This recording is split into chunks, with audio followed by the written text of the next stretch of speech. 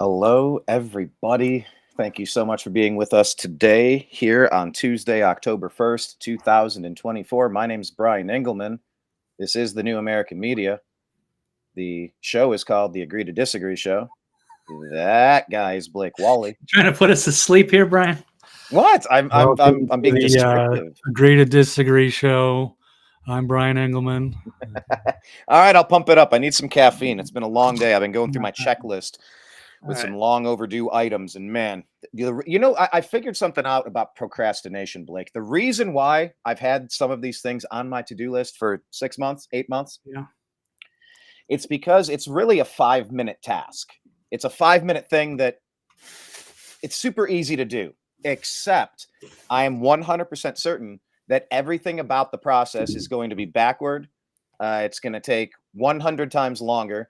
It's going to be confusing. It will involve multiple trips, confusion, troubleshooting, maybe calling an 800 number.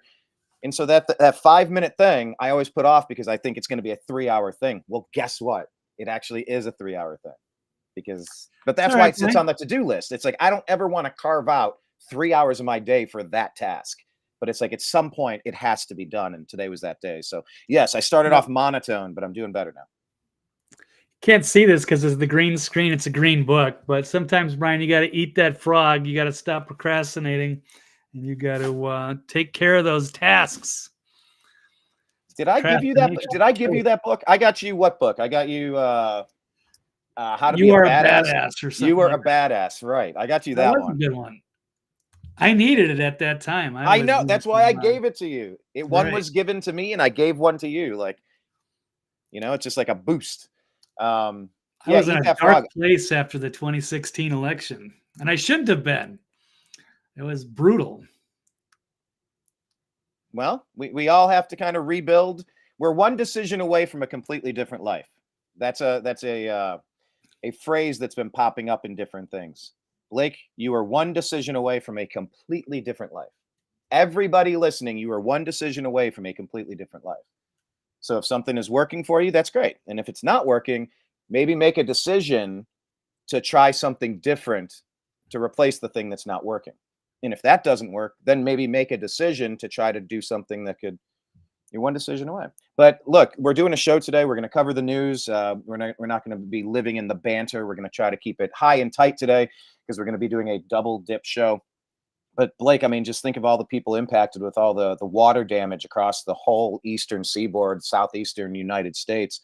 I mean, you're right there in that general region a few hours away. But I mean, before we get into the nuts and bolts of the story, like, have you been aware of any local impact, or like, have you felt things, or have you been hearing stories from other people? Like they had a family member that this happened. Like, have you heard any harrowing stories before we get into the news? Yeah, there's definitely some of that. And I'm curious. I really want going to get an update from Dr. Brooks Agnew, who's not far away from Asheville, North Carolina. So that's bad news. And I've been down there a couple of times because I've been down to what's it called? Spruce Pine, North Carolina, which is also in that region. Beautiful area of the country. Yeah, it's a nice drive down the 40 through eastern Tennessee into North Carolina. But yeah, that would be some very tough terrain. It's beautiful out there, but yeah, very challenging terrain, especially if it's going to be flooded. So it's really bad news.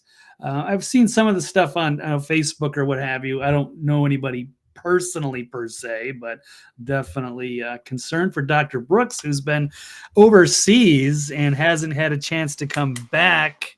I don't know if he's back in. He might be after his little 3-week vacay. I asked Mike earlier today, and he said he didn't think Brooks will be back today. Okay. But he might be. I don't really know. But yeah, so like he's very close to that. And I've obviously tell people about the show tonight. Give them the heads up. We're going to be doing a special show, right? Yeah, because it's going to be right at the same time that the vice presidential debate is on at 8:00 Central, or just 9:00 Eastern time. That's the exact time we start Toxically Masculine Tuesday with Mike Barra, Dr. Brooks Agnew, Trail Brass, Steve Doran, myself, and possibly Brian to be filling in for Dr. Brooks.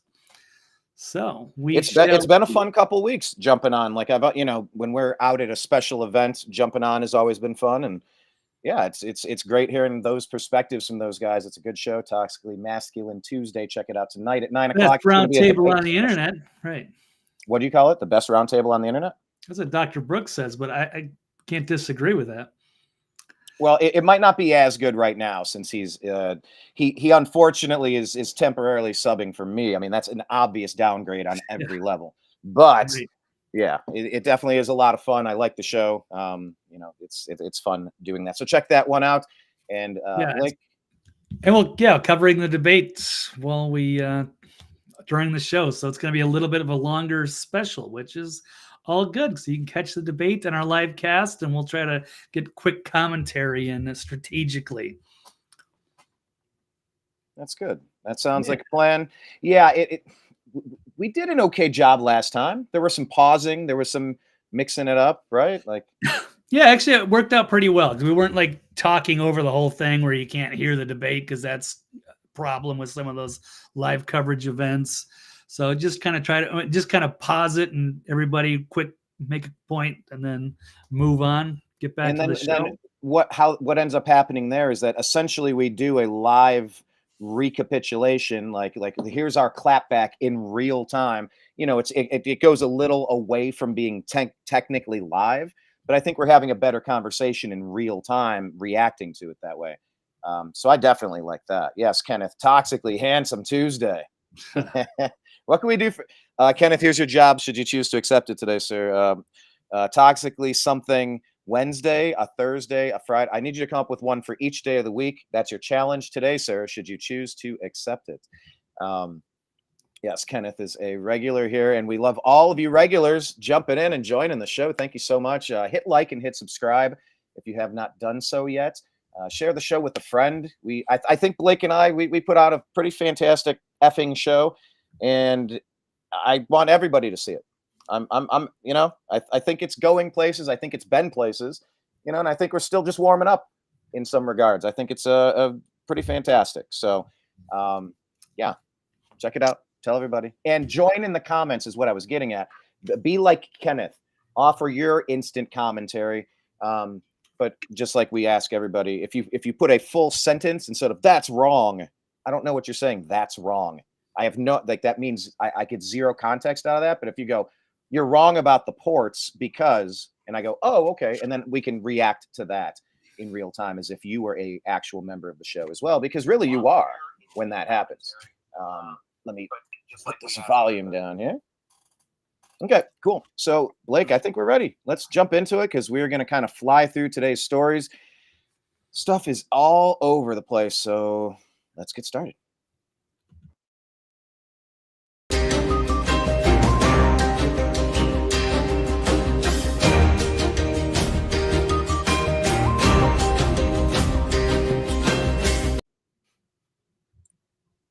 All right, Blake, there really are some really big things happening right now. Let's start with the VP debates before we get into like the disaster stuff and the ports closing and what's really going on with all the missile strikes in over in the Middle East right now. But let's deal with the debate and we'll bounce out of that. Agree or disagree, Blake? Tim Walz is nervous about the debate because he's a liar. What say you? Agree or disagree? I'm going to agree about that.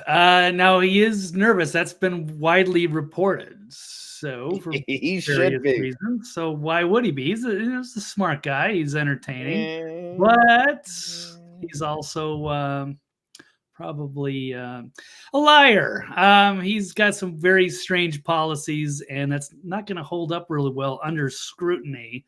And he's a CCP asset. He's been to China 30 times. It's like, I don't know if I've been to my haircut place 30 times in my life. I don't know if I've been to the Kroger 30 times. How do you go to China 30 times? I don't know. There's a lot to unpack here with this guy, but I think he's right to be nervous. He's a goofball. And I think JD's gonna come. I don't know how familiar you are with JD Vance, but the people that get to know him actually do kind of like him quite a bit. So, I mean, we'll see. Well, yeah, he's smart. He is very intelligent. He knows his stuff, and he's going to be prepared. And I don't blame him for Tim Walz to be nervous, although he is much better speaking than Kamala. He's got a lot of issues that JD Vance is going to talk about. Yes, including that. Yeah, perhaps that CCP connection, which is making its rounds. The stolen valor. The putting tampons in women and boys' bathrooms. For let's see, the lockdown in Minnesota, having people rat out their neighbors, shooting paintballs at people. Gosh, there's a huge list. Feel the joy, Blake. Feel the Right. joy. Yeah, no, he's entertaining. Yeah, and his wife is totally bizarre. I'd like to see her do a debate too, but maybe for another day. Now I'm not as familiar with her, but I've seen a clip or three. She has the crazy eyes, right? She gets the real crazy eyes. Oh yeah, and she's like, "Turn the page. We're gonna turn the page," and she's turn the page, and she's wow, she is wacky. So what does she think? She's Bob Seger? I don't know. You don't know the song? Turn the page. Well, I used to be a big Bob Seger fan way back in the day, but no, I'm not sure if that's what she was alluding to in that particular statement. But yeah, it's more of one of those progressive talking points, but certainly entertaining. We always like that. But Minnesota Governor Tim Walz, nervous about the debate.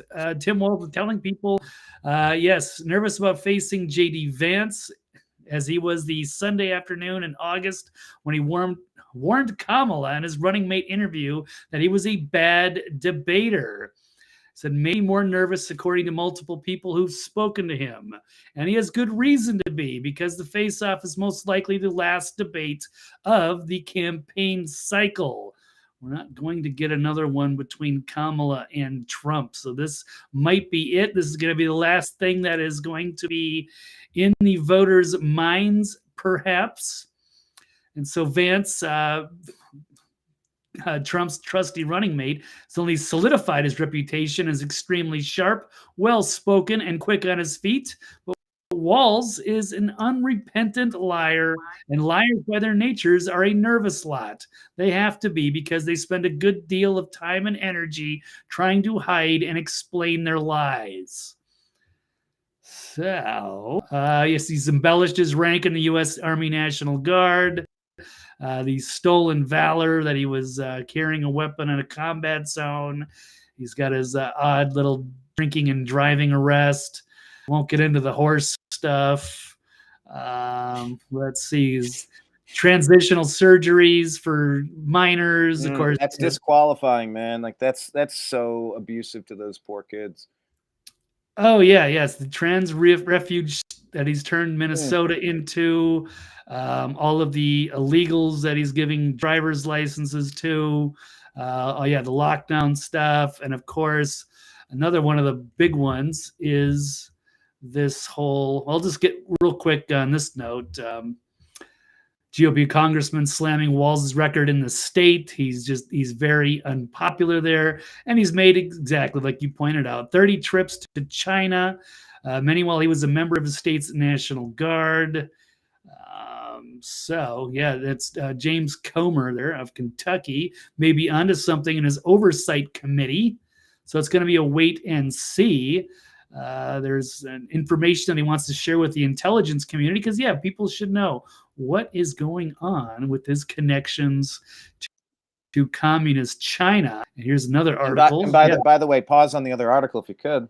Yeah. Look at this guy, how rewarded he is being for turning his city over to the mob in 2020. This is part of what the Democrats did, and they rewarded their guy. Minneapolis was one of the worst places during all of that. It's hard to. It's almost impossible to think back to when we were living through those times. Like, the country was on fire, and they were the ones stoking flames. Tim Walz he wasn't just a bystander. He was an orchestrator. He was a participant. He was a willing participant. And it's like, congratulations, you destroyed part of your state. Maybe can you finish destroying the rest of the nation?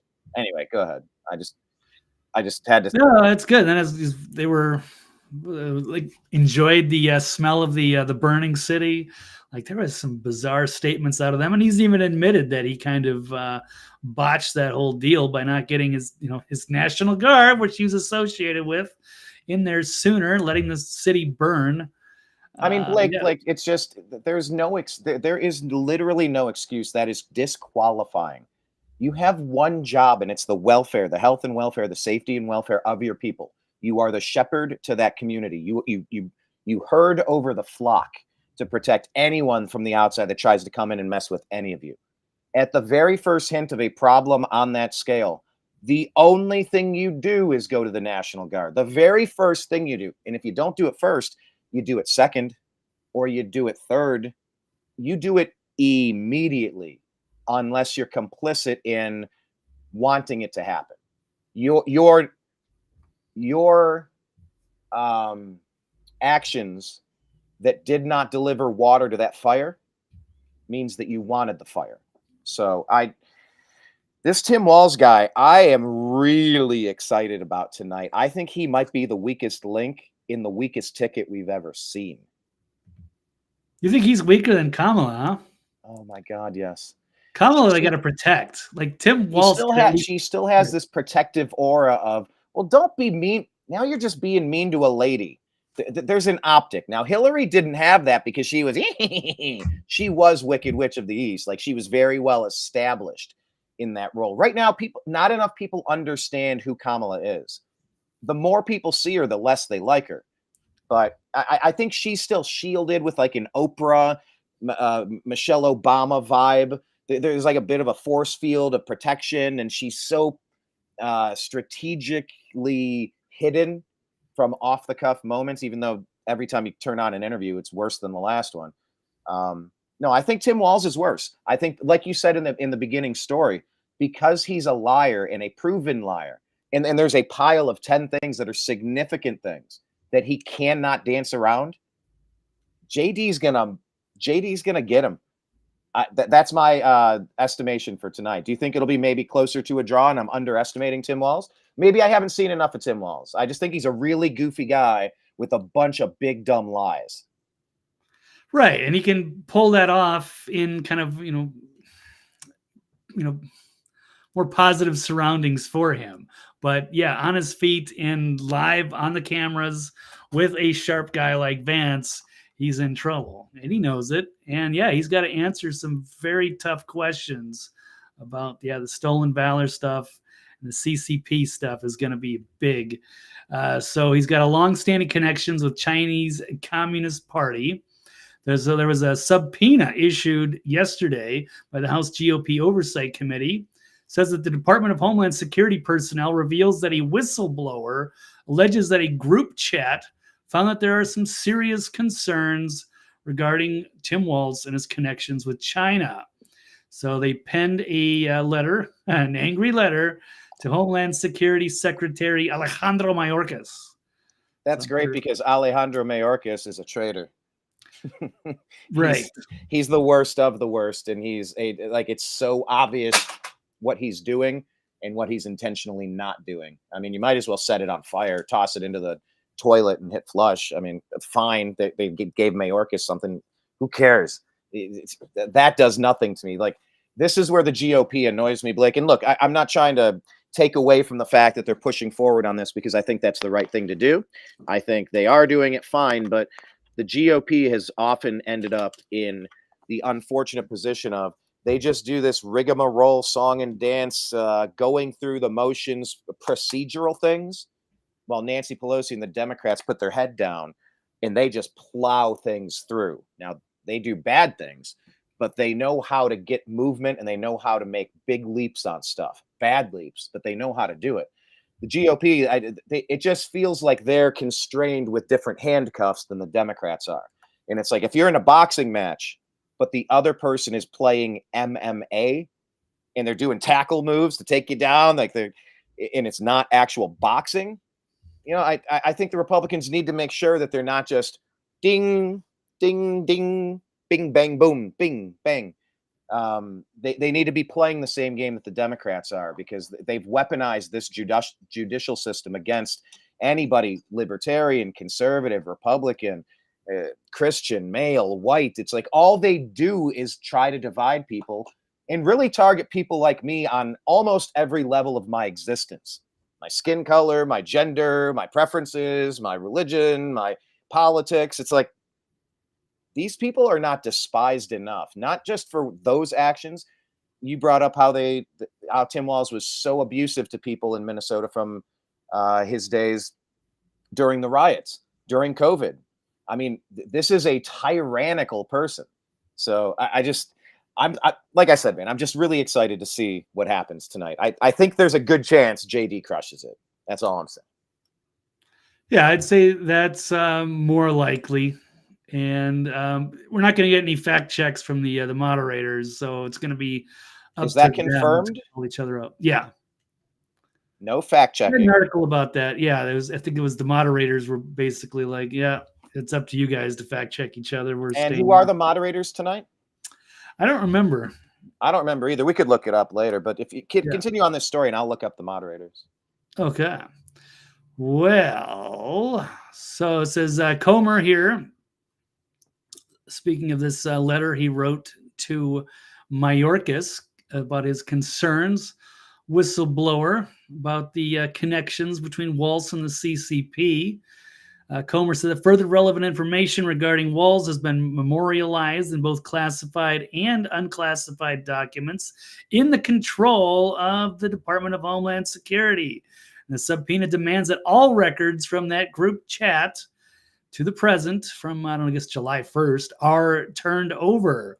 Chairman told Mayorkas that if a state governor and major political party's nominee for vice president of the United States has been a witting or unwitting participant in the CCP's effort to weaken our nation, this would strongly suggest that there are alarming weaknesses in the federal government's effort to defend the United States from the CCP's political warfare that must be urgently addressed. Blake, so, yeah, that is talking.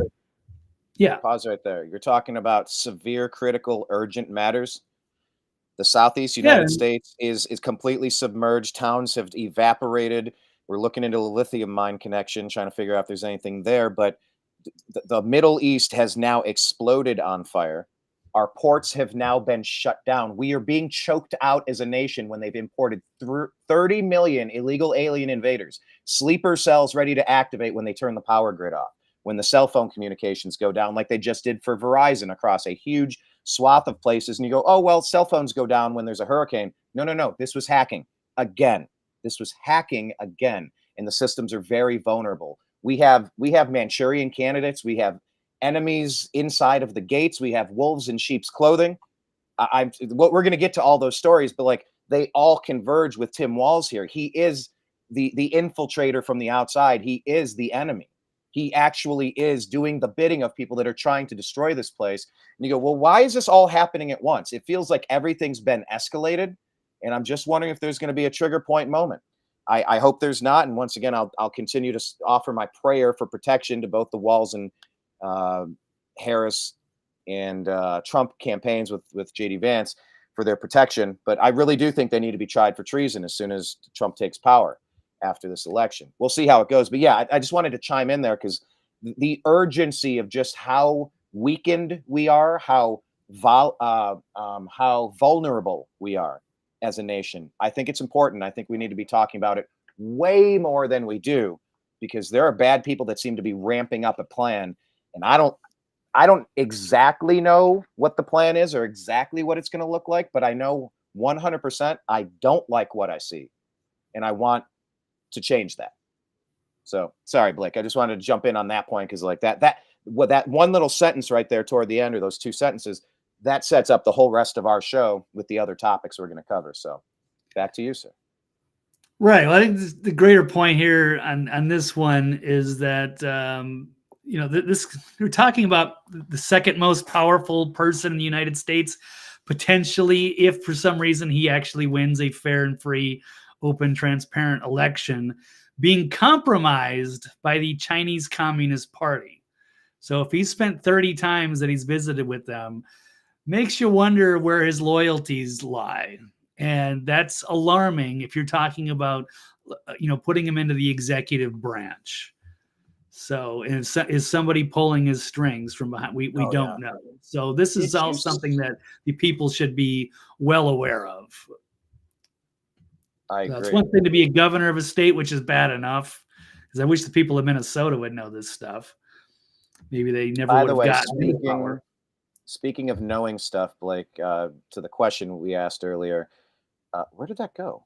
It was a separate pop-up window. Okay.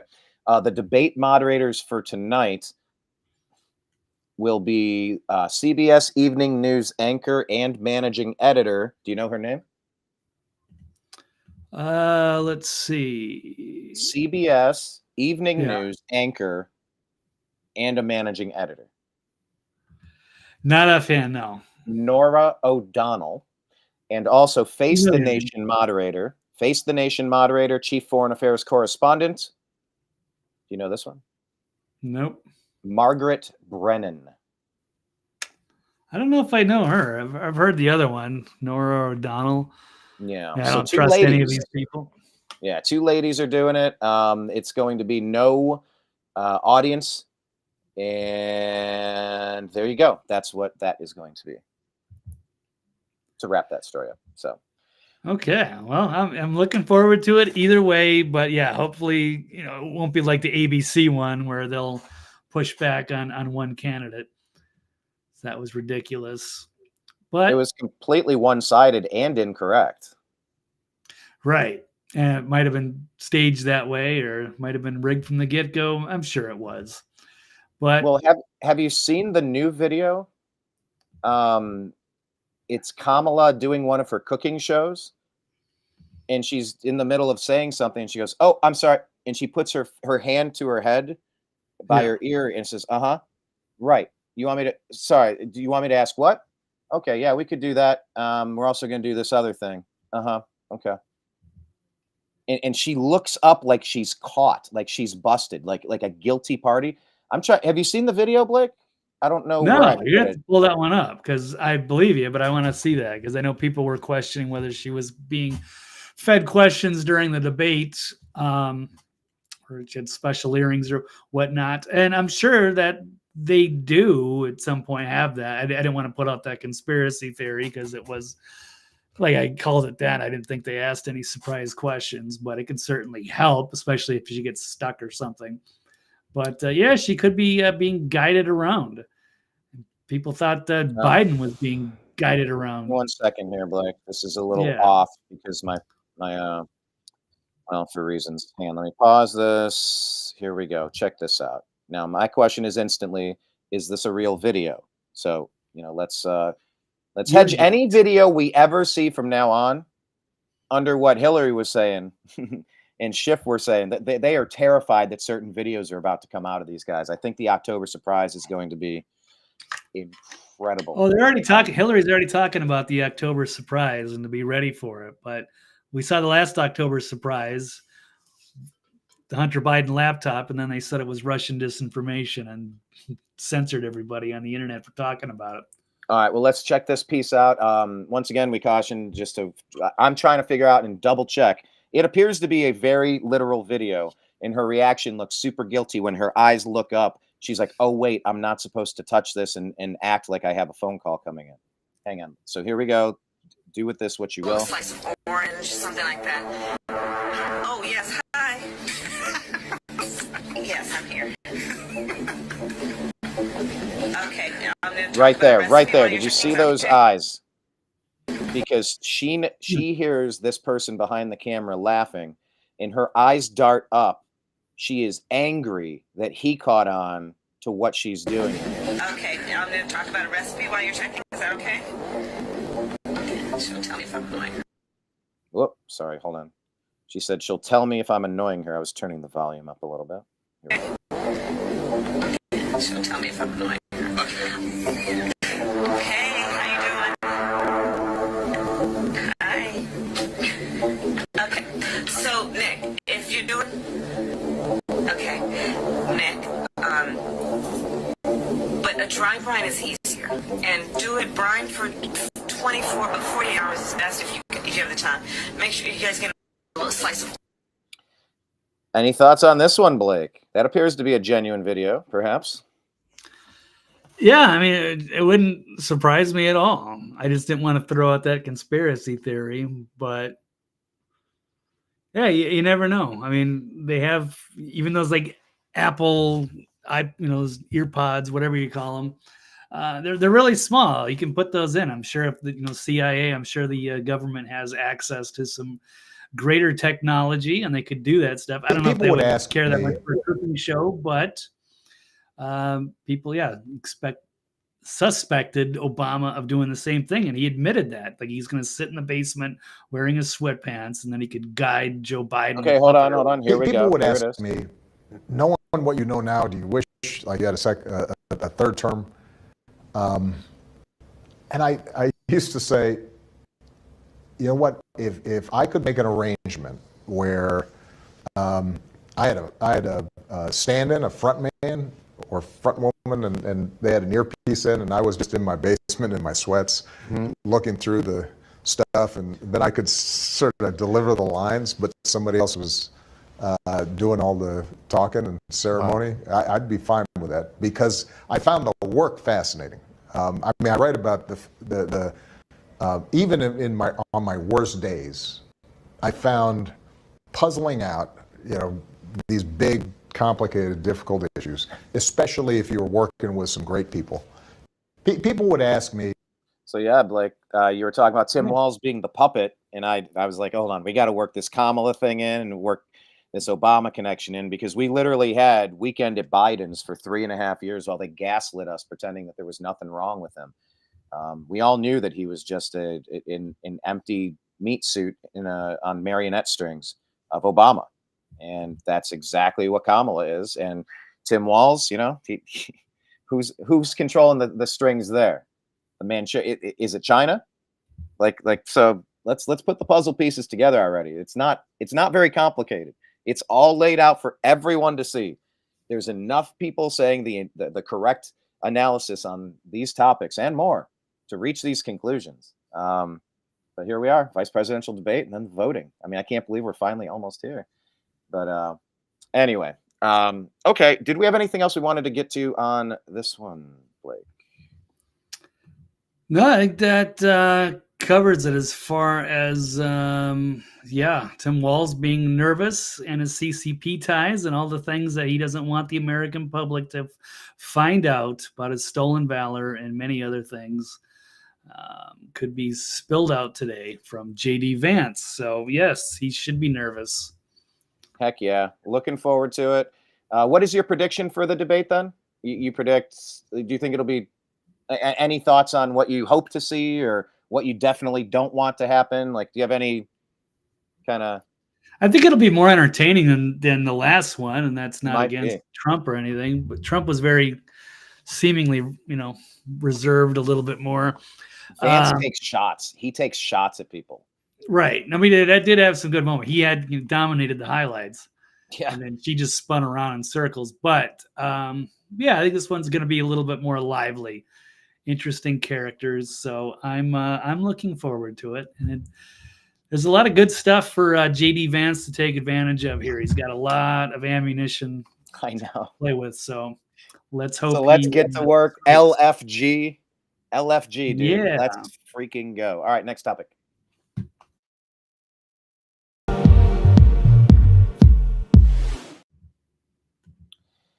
We were talking about Kamala. Let's stay with Kamala.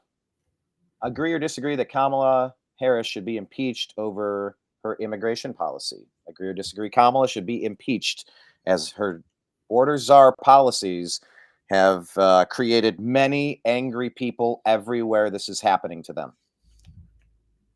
Yes, I would absolutely agree with this, especially in light of this new ICE report. It is a bombshell. I covered this yesterday in a special video, and it was also, I guess, on the Greg Gutfeld show last night as well. So this is something that people need to know about. Trump is saying, we need to impeach and prosecute Harris over the immigration policy. or both, and harshly criticized the media for doing everything possible to avoid reporting on the subject. So this is what Comrade Kamala has done to our country at the border by allowing 13,000 murderers to roam openly and free to kill is the crime of the century. They've already killed many people. This is just the beginning. So yes, the open border policy has brought in this is hundreds of thousands of convicted criminals, but 13,000 are murderers. And I forget exactly how many. It's over 15,000 sexual assault, rape, what have you, and so many others, thievery, drug dealers. It's just mind blowing.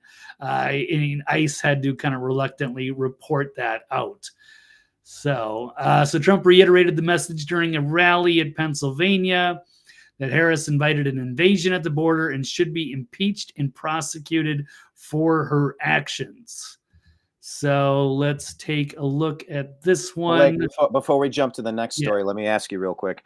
Yeah. And I don't even want to play it, unfortunately. Maybe we'll tweet it out later. Make sure you're following Blake. He's at TV's Blake Walley. Make sure you're following the New American Media at American_media_. Please like and subscribe to the show that we have on right now.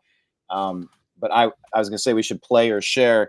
You've seen the parody video with Trump singing "Borders Are, Borders Are." Do, do, do, do, do, do, do. No. Do you know the song "How Bizarre"? How bizarre. Yeah, it's a weird song. Yeah, Ooh, I know it. Ooh, baby, you're making me crazy. So Big, somebody on the Summer internet Jam turned it into a 2000s. cartoon, and it's Donald Trump singing it, and it actually sounds a hell of a lot like Trump. And it's "Borders are, borders are, borders are." She's the borders are, and it's like it's a pretty hilarious. It's like a 2 or 3 minute song. It's really good. It's something that'll get stuck in your ear. But yeah, if we play it, we'll probably get clipped by these idiots. Oh, I'm sure we will. So anyway, borders are, borders are. Thank you, Kenneth, for reminding me of that. I love that. Yes, what's this one here with Gutfeld? I can't believe, and by the way, these are only the homicidal maniacs that we've been able to identify with all the getaways. This is madness. People are like, Trump is so mean. He's so racist. He's so incorrect. They're dumping their prisons. This is turning into a penal colony for the world. The Democrats have turned America into a penal colony for the world. You do not hate these people enough. What Kamala Harris and Joe Biden and Barack Obama have been doing to ruin this country. It's all right there, everybody. It's all right in front of you to see.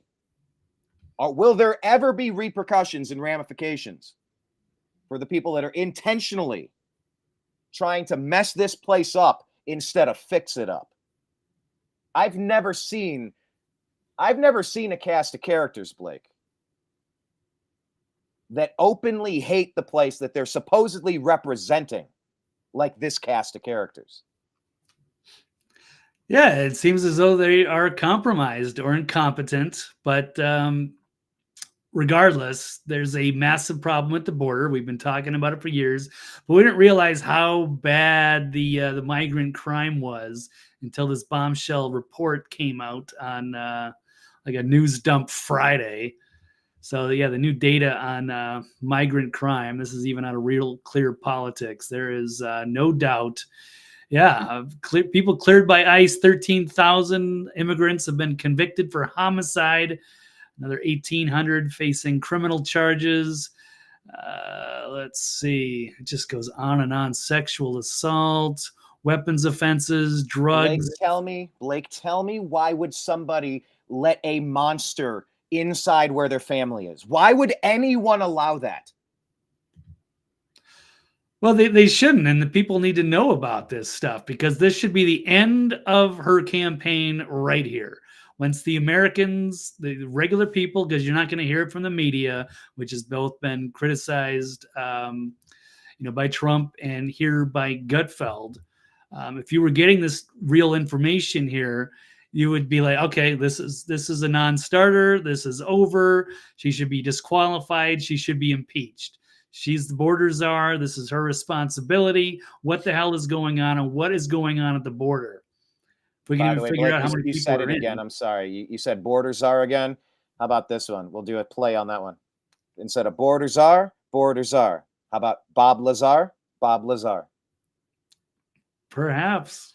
That's a pretty good name from the UFO community, right? That is a bigger name, yeah. Yes. But yeah, Blake, for the life of me, I cannot understand what's happening here. Like, if you were trying to ruin everything, it wouldn't look much different than it looks right now. No. Oh, by the way, let me give a shout out to Jay. I met Jay the other day. He works with Yeezy. Jay's an interesting dude. Jay's cool people. He's a super interesting guy. I spent a little bit of time talking to him, but yeah. What's up? Thanks for listening. And yeah, everybody, thank you for joining into the program, and invite your friends, leave some comments. We love having you here, but yeah, Jay and I might do something. Yeezy's coming out with the what is it? Yay TV? Is that what you call, or Yay News? Was it called Yay News, Jay? But I said, yeah, let's collaborate. So Blake, I would just want to let you know, give you a heads up. I'm in negotiations to collaborate with Kanye West for the New American Media. So we will see how that goes with Jay here. And it's awesome having him here. All right, let's get back to that would be huge. All right, cool. Let's watch a minute or two of this and let it rip. Here's what you're not going to hear this on Colbert or Jimmy Kimmel, that's for damn sure, or even any of these so-called journalists in corporate media who are ignoring this massive bombshell. No, I don't care. You can't catch me. So Friday, a massive story broke out about how our government allowed thousands of rapists and murderers into our country. The source was not some right-wing think tank, a shut-in on social media, or worse, some freaks on morning TV. It was ICE, our own Immigration and Customs Enforcement. Among the non-detained illegals, over 400,000 are convicted criminals, including tens of thousands convicted of sexual assault and homicide. You know, you'd think that a report from those in charge of the border telling us that tens of thousands of thugs have entered and remain here would sort of hit the news. But the media was as quiet as Joe Biden watching Jeopardy and trying to play along. They ignored it the way Hillary ignores having her hooves Like, hold trimmed. on. I'm sorry. Oof. Can you pause it for a second? That was. Can you rewind that? That was a really nice joke. It hit me in the right funny bone. It's like some jokes can be a little too mean-spirited or cutting, or they're funny but not, like that one was just, I didn't see it coming, and it was an obvious joke, and I loved it. That was so good. Play that again. All righty. But the media was as quiet as Joe Biden watching Jeopardy and trying to play along. They ignored it the way Hillary ignores having her hooves trimmed. Instead, it was reported on X and on Fox. The reason is simple. The Legacy News decided the story had to be contained. And so they pulled the plug like Andrew Cuomo at an old folks' home. Tens of thousands of rapists and murderers, dead and violated Americans, and you weren't even told about it. Remember that the next time you have the urge to trust the media. Trust them as far as you can throw them. And if you're trying to throw anyone from The View, have the number of a good chiropractor. So how does a huge story break and it only shows up here and there? It's like a sewer pipe after Taco Tuesday, maxed out, ready to burst, but instead of calling a plumber, the media forms a seal against it to keep it contained. That's how the news works these days. With the exception of a few outlets, there's an ideological seal by our media against the natural flow of information to the American voter. And it's to prevent anything but the approved election outcome. Approved by them, of course, not you. And when the pressure gets too much, that sewer pipe bursts, and you're the one who has to deal with all the Well, there we go. Yeah, I often say that, when you do your job right, people don't notice. But if you screw up when you're a plumber and the whole house fills up with it, it's a very underrated thing until until something goes wrong. And that's what he just said right there. I'm really at a loss of words. I'm trying to have some fun and do a good show, but like, how much more do we need to see? How much more? The problem is the people aren't getting to see this, because if they did, they should be fucking outraged. And yet the media, well, I can't blame the media because they're not allowed to report on this. So if I would, even if I was in CBS, ABC, whatever, and I was like, dude, we got to report this story. The bosses would never let me do that, or you'd lose your job. You don't want to be making waves or whatever. They'll easily replace you and find somebody that will toe the line and recite the talking points and just ignore the story like it never happened. But there should be a crisis of confidence in the media. Everybody should be leaving them in droves. And yes, people don't hate the media enough. They don't hate the media enough. They don't hate the deep state Democrats enough. Yeah, they're just not reporting crime, or they're not reporting a lot of the problems that are going on. Why would anybody want crime? Where is the upside to having crime and allowing it and encouraging it? Where is the upside to who? To what right, ends? People that want to stay in power, right? That's they go along with whatever they're supposed to, and if that involves, incompetence at the border, then they'll go along with it. So these are twisted people that are taking America down. So you agree that Kamala should be impeached over the immigration policy? Yeah, Kamala, yes, because she's this so-called border czar. Now she might just be caught up in this mess, but she's willfully going along with it. She could have walked away from this whole thing. But so I mean, Mayorkas really is front and center is the guy that should be. And Garland. Yeah, Garland. Yeah, we've got some really bad actors. So let me just add a different wrinkle, add a little twist to the show, Blake. I'm going to disagree. I think they deserve a tribunal for treason. I don't know what this impeachment is. Maybe that's the first step on the road to treason. Treason charges, tribunals. That's where I'm at. I'm way past. Like I said, Republicans pushing procedural things. No. I know that tribunal for treason would be procedural as well. But, yeah. Well, look, we've said everything we have to say about this border thing. I think J.D. Vance is going to absolutely mop the floor with this Tim Walz guy tonight and this border situation. If they're allowed to steal the 2024 election, I mean, I really hope they're not dumb enough to try this. Let's just go to the next topic. I have a lot of thoughts. No, they have to, or they're going to be facing possibly tribunals if they are guilty of 10% of the things that we think they are. And they're guilty of 95%. So they have every interest in doing whatever it takes to rig this election. Go for broke. It doesn't matter. That's just going to be extra charges. I mean, yeah, they have nothing else to lose. So.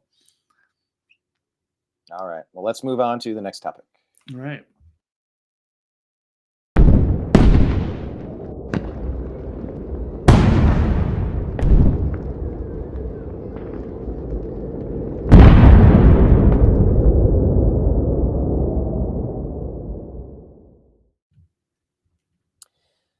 All right.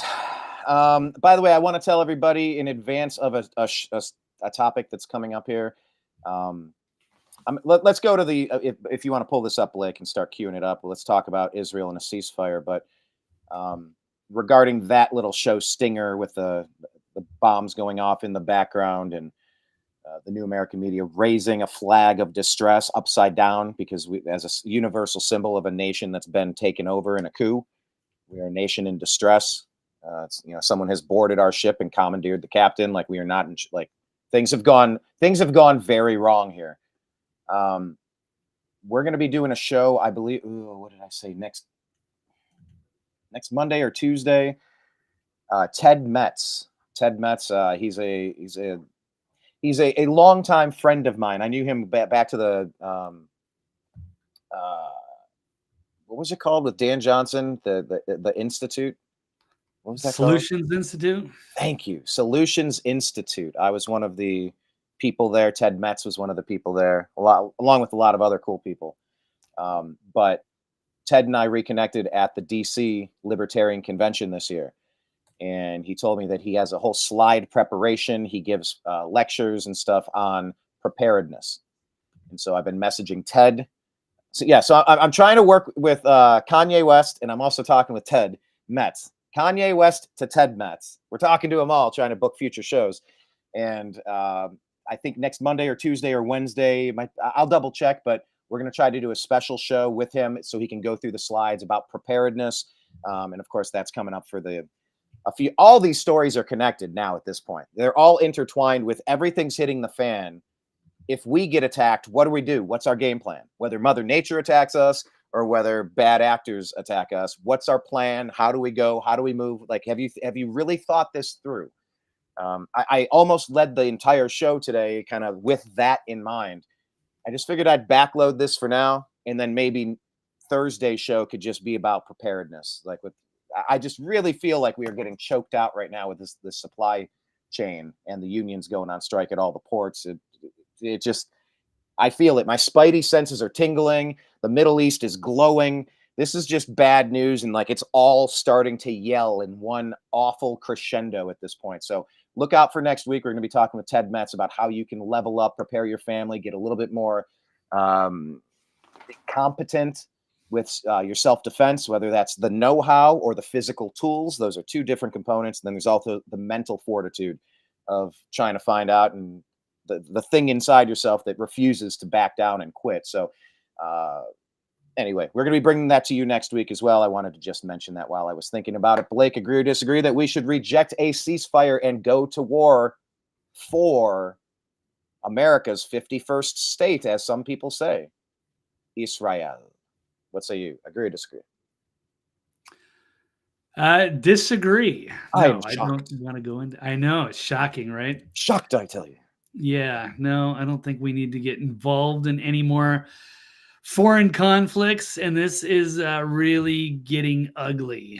And yeah, it's kind of a late breaking, but there is some retaliatory strikes right now coming from Hezbollah towards Israel.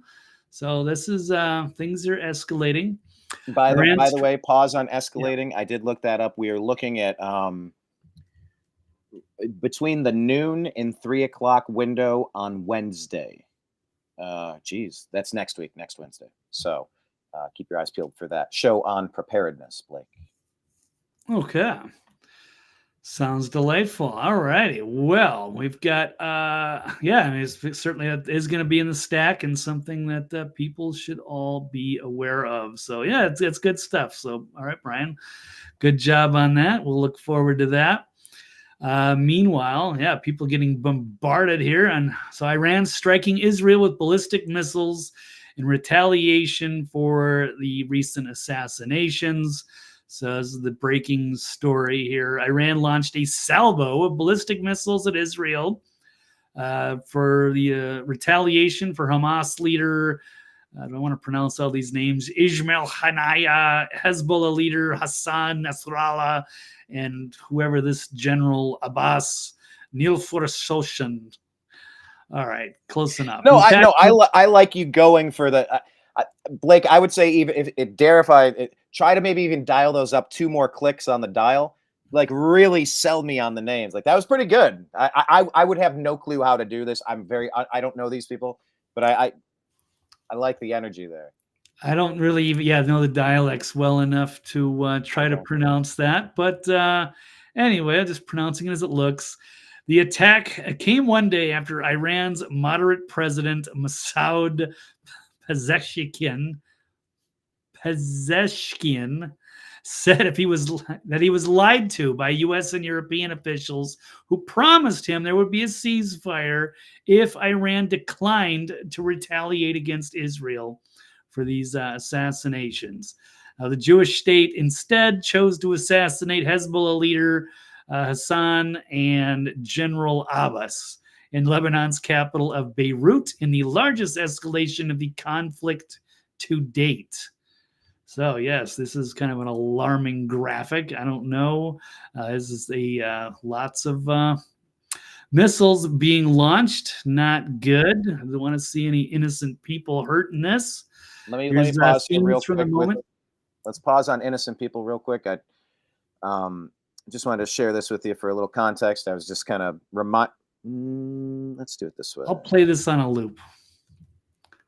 Oh, you already got another. Yeah, I've yeah. Let me knock this one out, and then let me give you the screen back real quick. Okay. Yeah, for those of you who are first-time viewers, Blake and I produce our own show in real time, so you get to kind of get the inside baseball of what happens behind a sound screen or something. But anyway, Charlie Kirk, I just wanted to mention this because I shared this earlier on the New American Media Instagram channel. That's a fun one. Follow us there. It gets dank memes in our news broadcasts in the morning when we put out all of our stories. We're giving you the news by scrolling through those little things at the top on our Instagram feed. If you want to know what's happening, just look at the New American Media. I mean, it is a very well collated, prioritized list of what we think are some of the most important things happening. But one of them that we shared out, it's kind of summarizing what you were just getting into here, the meat of this Middle Eastern situation. Charlie Kirk says, chaos is everywhere. There's just been a mass shooting in Tel Aviv, Israel, in what appears to be a horrific terror attack. Iran has just launched a ballistic missile attack against Israel. Half the ports in the country are closed in a longshoreman strike costing America billions every day. North Carolina is still underwater with a death toll over 130, with hundreds more still missing. October is full of surprises, and it's just day one. So anyway, I just wanted to knock that out to provide a little bit of important context there if you wanted to grab the screen again, Blaine. Yeah, no, expect lots of surprises as we finish up this historical election cycle. So I'm sure it's going to be a lot more. What happened? Oh, okay. Let me find this. There we go. Oh, what happened? Did you do that? Yeah, we both. Oh, now yeah, it's at the same time. All right, we'll just check out some of these missile strikes here. Wow. That's like, oh, say can you see the twilight's last gleaming. Yeah, that's weird. They're kind of slow moving, it seems like. That's strange looking. All right. We need to ask Mike Barra on tonight's episode of Toxically Masculine Tuesday of that video. It looks like aliens, Blake. Yeah, certainly does. Look at that. They're just hovering. I mean, fireworks move faster than that. Yeah. It's just, Okay. look, man, the problem is any... a deadly fireworks display over Tel Aviv. Goodness, there was an impact just to the left of us here. Wow. That is hell, dude. That's hell. Oh, dude, that's terrifying, man. Yes, but you're sitting there and you don't know when they're going to land. Guys, we got to get off the roof. These are coming down right next to us here. They move slow, but they land heavy. They're coming down. One just about. We got to go inside.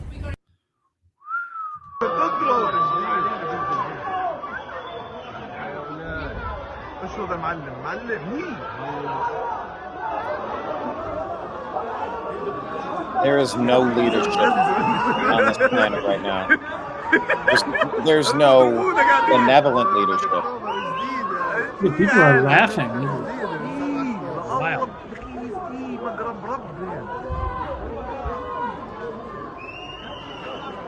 Okay. These are the impacts of the Iranian missiles all over Israel right now. Wow. They're trying to turn it into a glass factory. Not to criticize. I thought they had is the Iron Dome not working anymore? I think those slow-moving missiles would be picked off. I don't know. What do I know? But they've been prodding to find weaknesses, and they have traitors who. They've been prodding and changing strategies. And Joe Biden, Barack Hussein Obama, armed, essentially freed up a ton of money so that all these attacks could begin. This is all because of Barack Obama, Joe Biden, and Kamala Harris. It's not all because of them, but yes, it is. It's an ancient conflict. And it's ancient conflict with 21st century weapons. And you read some of those books like the Bhagavad Gita,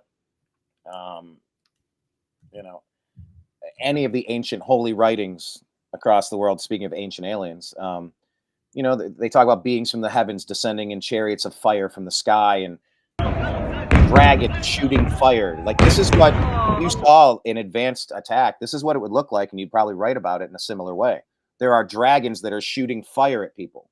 That's how they would tell that story. I don't know. Right. This stuff sucks, man. None of this is necessary. It doesn't have to be this way.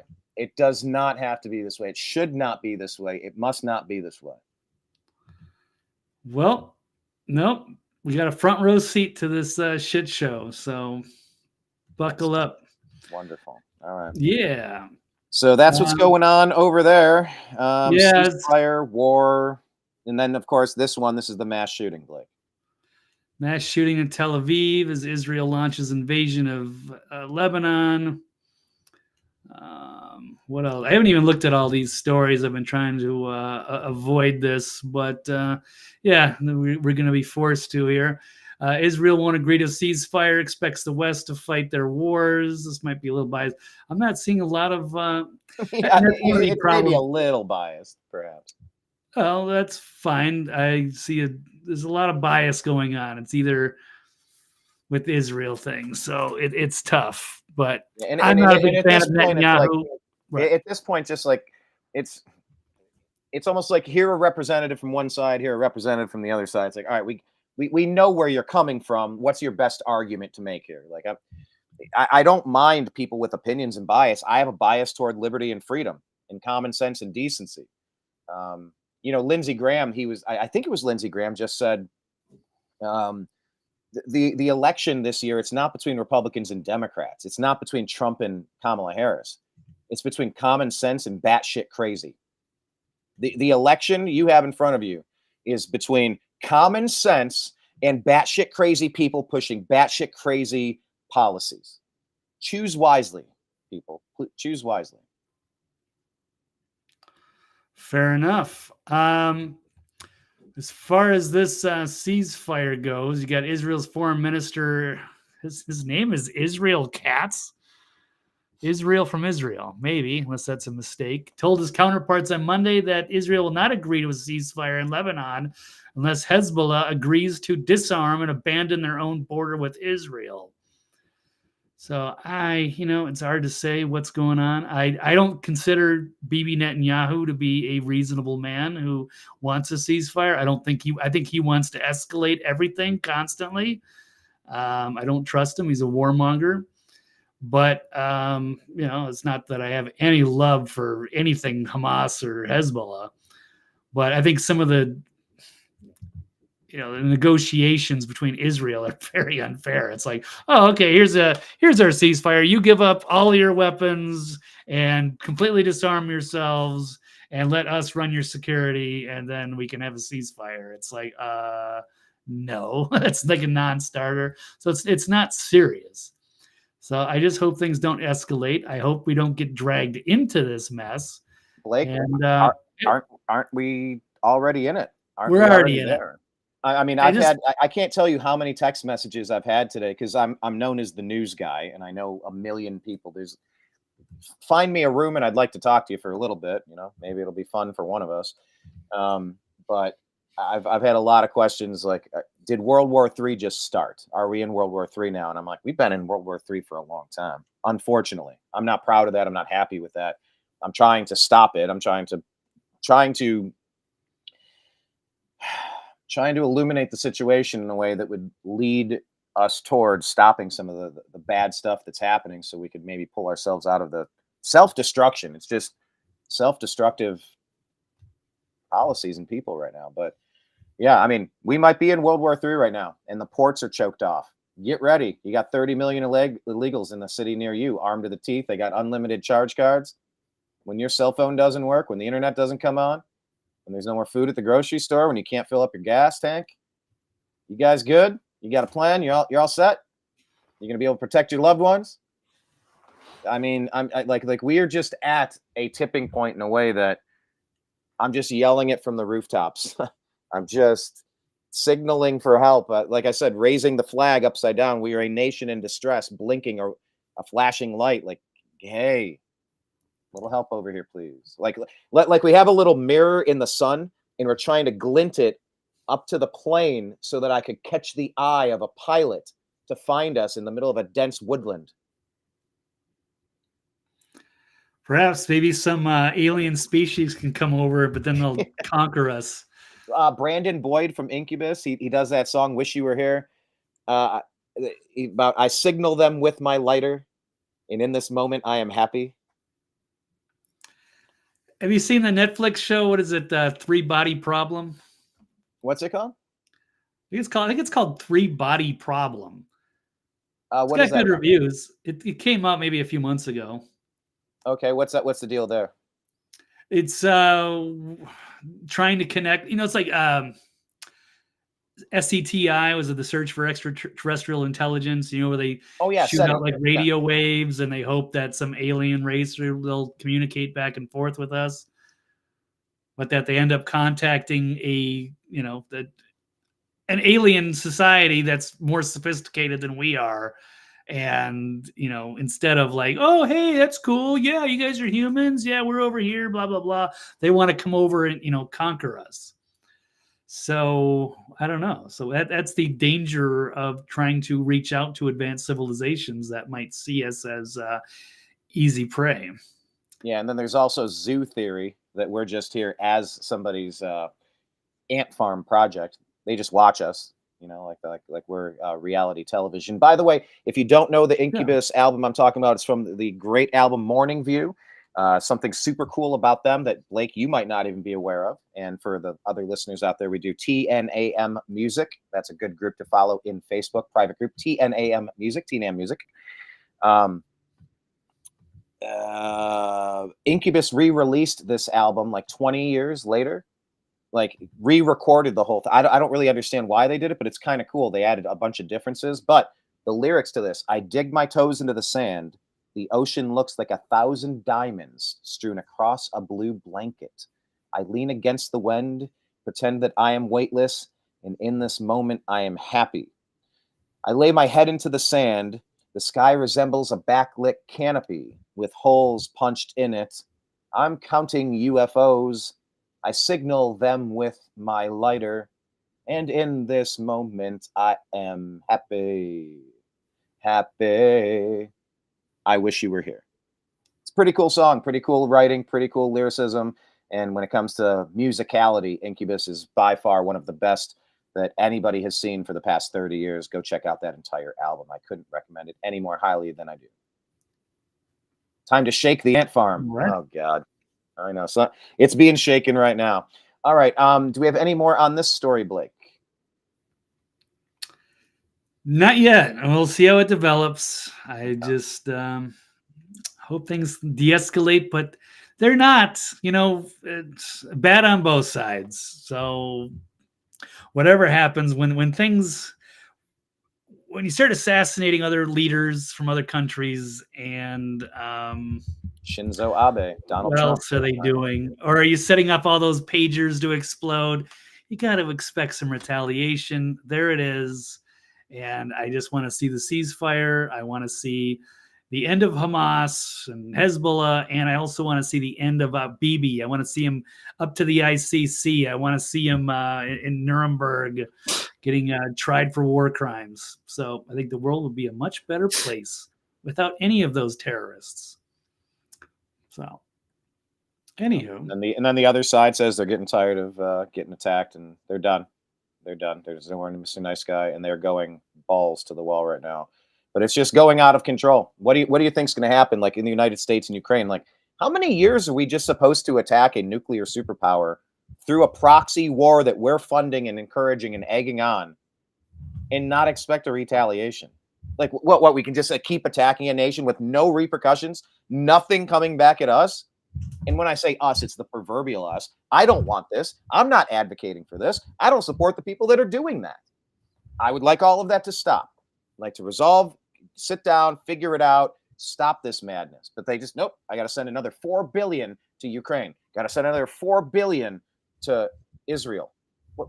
I'm sorry, what? We have a debt. We have crumbling infrastructure here. You flooded our country full of murderers and rapists and really awful, evil demons. But you want to take billions of our dollars and Blake, here's a question. Tell me, how many foreign nations have pledged foreign aid to the United States because of all the flooding? 0. As far as I know, I'd be I'm sorry, shocked. I'd be fucking stunned. Like, wow, I- somebody's giving us 20 billion? Wow, that's so awesome. Never. Why do we do it? Trying to weed it. Where's the reciprocity? Well, we're supposed to be the Reciprocity. good guys, but we've been taken over from within by the bad guys. Now they're just weakening us, sending all our money overseas, and then they're bringing the third world in over the border. You know, may God have mercy on our enemies. All right, let's move on to the next topic, Mr. Blake Walley. Here we go.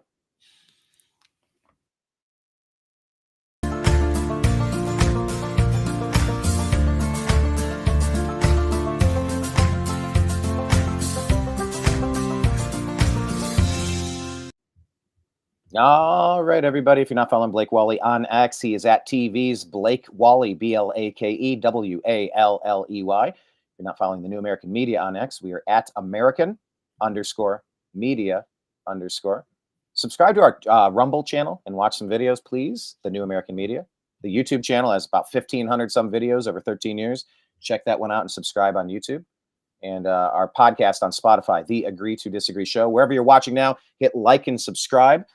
You can also hit us up on patreon.com/The New American Media if you would like to say, hey, you guys are doing something cool. I'll sign up for something regular that kind of helps you get through it. If you'd like to support Blake in his independent media, he is on the Cash App at $BlakeW99. Did I say that right? BlakeW99. Correct? Sounds about right, yeah. All right, well, let's move into the next topic here. So I guess both of these are pretty much combined. Let's talk about FEMA, Blake. Agree or disagree that FEMA's top priority should always revolve on equity? Agree. I think it's about time we had. No, this is ridiculous. People are pointing this out. What is going on? All these major federal agencies have lost their damn minds. So, well, it's the administration running them. But let's take a look at a few things. I got a few. Of course, we have the East Coast port strike throwing supply chains in chaos. I won't cover too much of that. Let me add one component there. Yeah. I was listening. What was it? Maybe it was Scott Adams. I like to try to attribute things that I hear. And seriously, I like the Scott Adams show so much. It's just I get a lot of value out of checking the show out. Like interesting thoughts that it helps me kind of reframe how I'm thinking about it. But the thought, regardless of where it came from, was, look, we're concerned about the supply chain failures. And now this one is different. It's a different kind of supply chain failure. What happened during COVID was somewhat similar with a bunch of overlap, but completely different, a completely different scenario. But here we are because of a strike, which many are considering to be an act of war at this point, because we are suffering an internal massive national emergency that is not getting nearly enough attention in the Southeast United States with all the flooding and the damage. But the point that was made about the supply chain was maybe we need to break it and break it again and break it enough times until we can develop a better system that isn't so vulnerable to breaking. You want something. What's happening?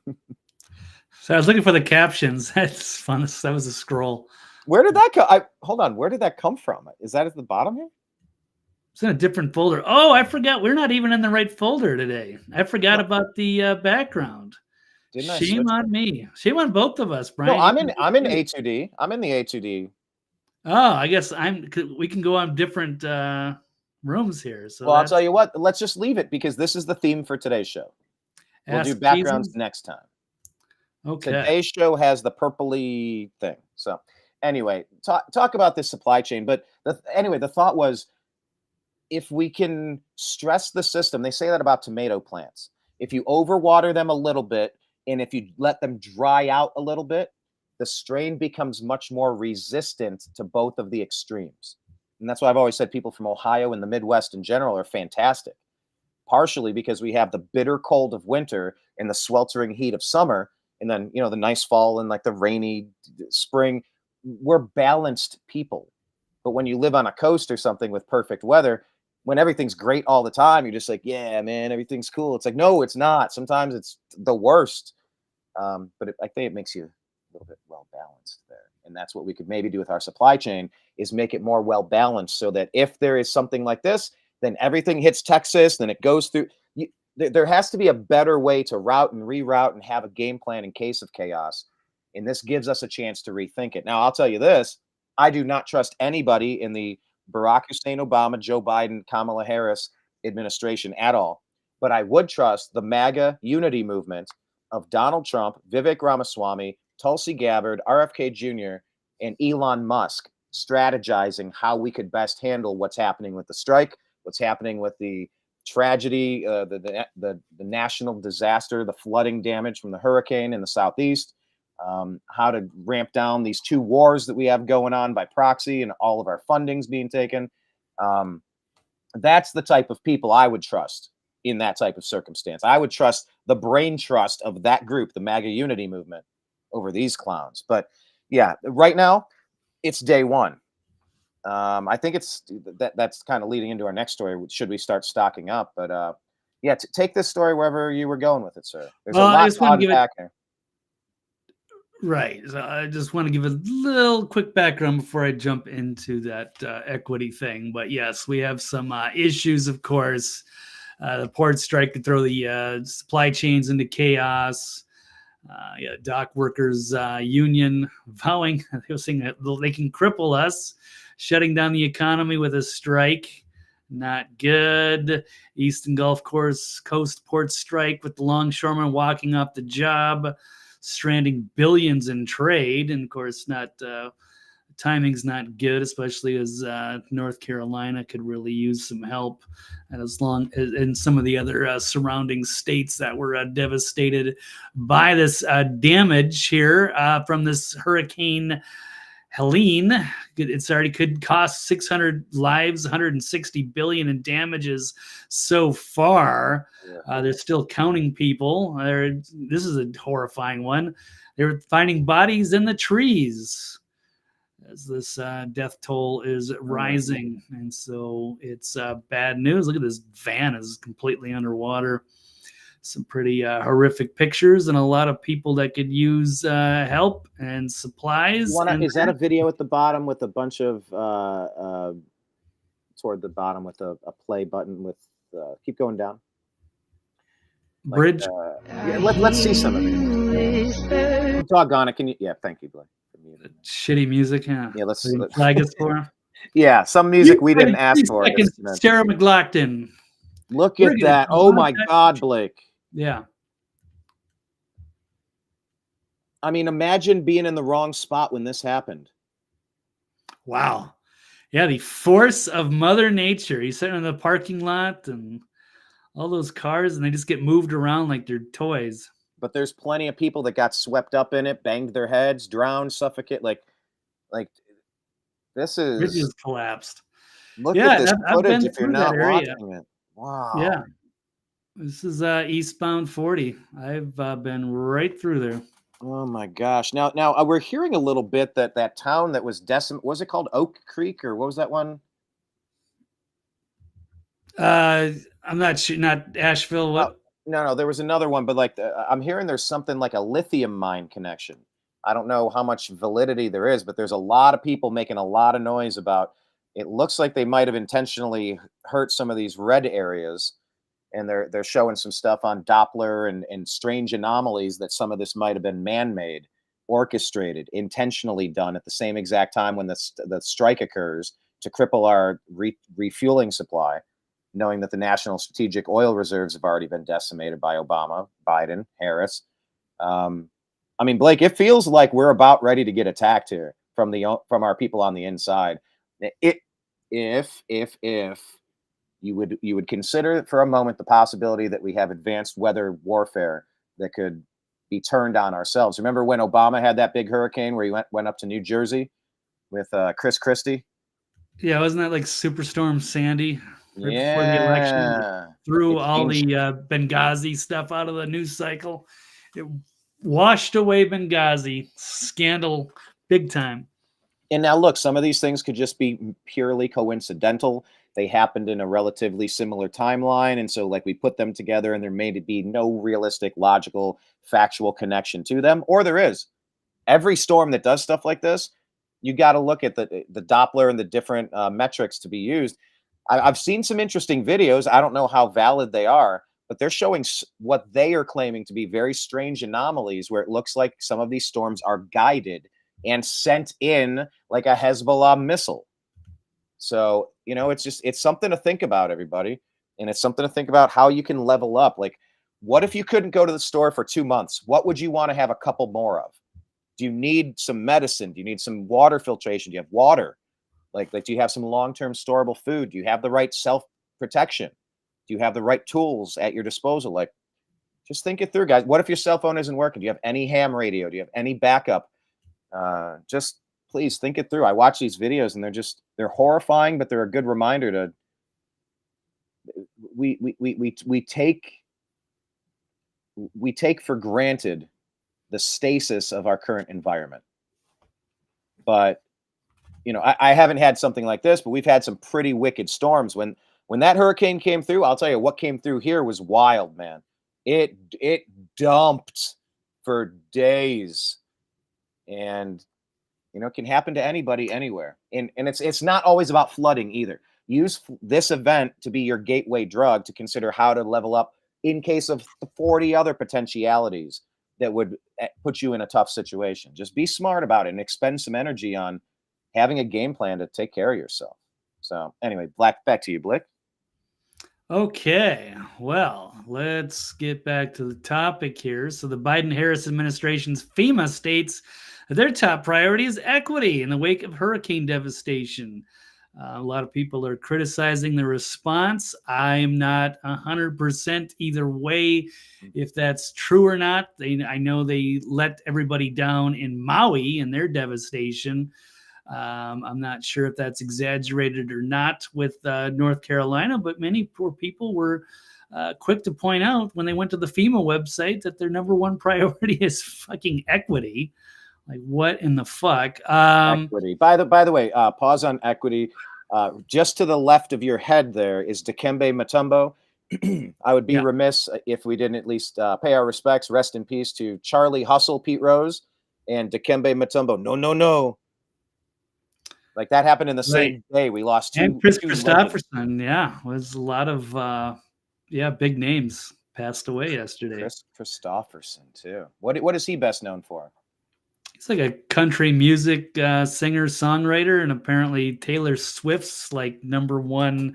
I don't know, was her mentor or something. So, did he write that song? Highwaymen with Willie Nelson, Johnny Cash. Did he also do that one? It was like it goes like how bizarre, do borders are. No. Who was that? I forget. I'll look it up, but go ahead with your story here. I'll look it up. I remember I had heard it a million times in Vegas when I used to listen to the radio before satellite radio and Pandora and Spotify, when I was forced to listen to terrestrial radio. It shows that it's a group called OMC. Okay, so it was a one-hit wonder back in the day. That was like a big summer jam in the 2000s. That's pretty much my memory of it. Yeah, unless they had other songs that I was unaware of. Yeah, they appear to maybe be a one-hit wonder. Blake, I might just have to do it. Go ahead with the story here. Sorry. Okay. Well, anyway, here is a graphic here shown by Robbie Starbuck. Showing this is the FEMA's website. Goal number 1, instill equity as a foundation of emergency management. So doesn't that make you feel safe knowing that if you have an emergency and their number 1 priority for the emergency response is equity? Yes, I care so much about The equity of the people I need to help me. All right. Anyway, this is a great video I found from John Bown from Ross Bennett, who talks about the absolute insanity of this. We got to check this one out. It's this great. guy's okay. We should book him on the show. What's his deal? Where does he? What's he do? I see him a lot. Oh, okay. I was not familiar with him, but apparently he's gonna. I think he's looking forward to helping other alternative media people. So he does make a little mention of this at the very end of the video. So yeah, Brian, you'll have to DM him, see if maybe we can grab him on the show. That would be great.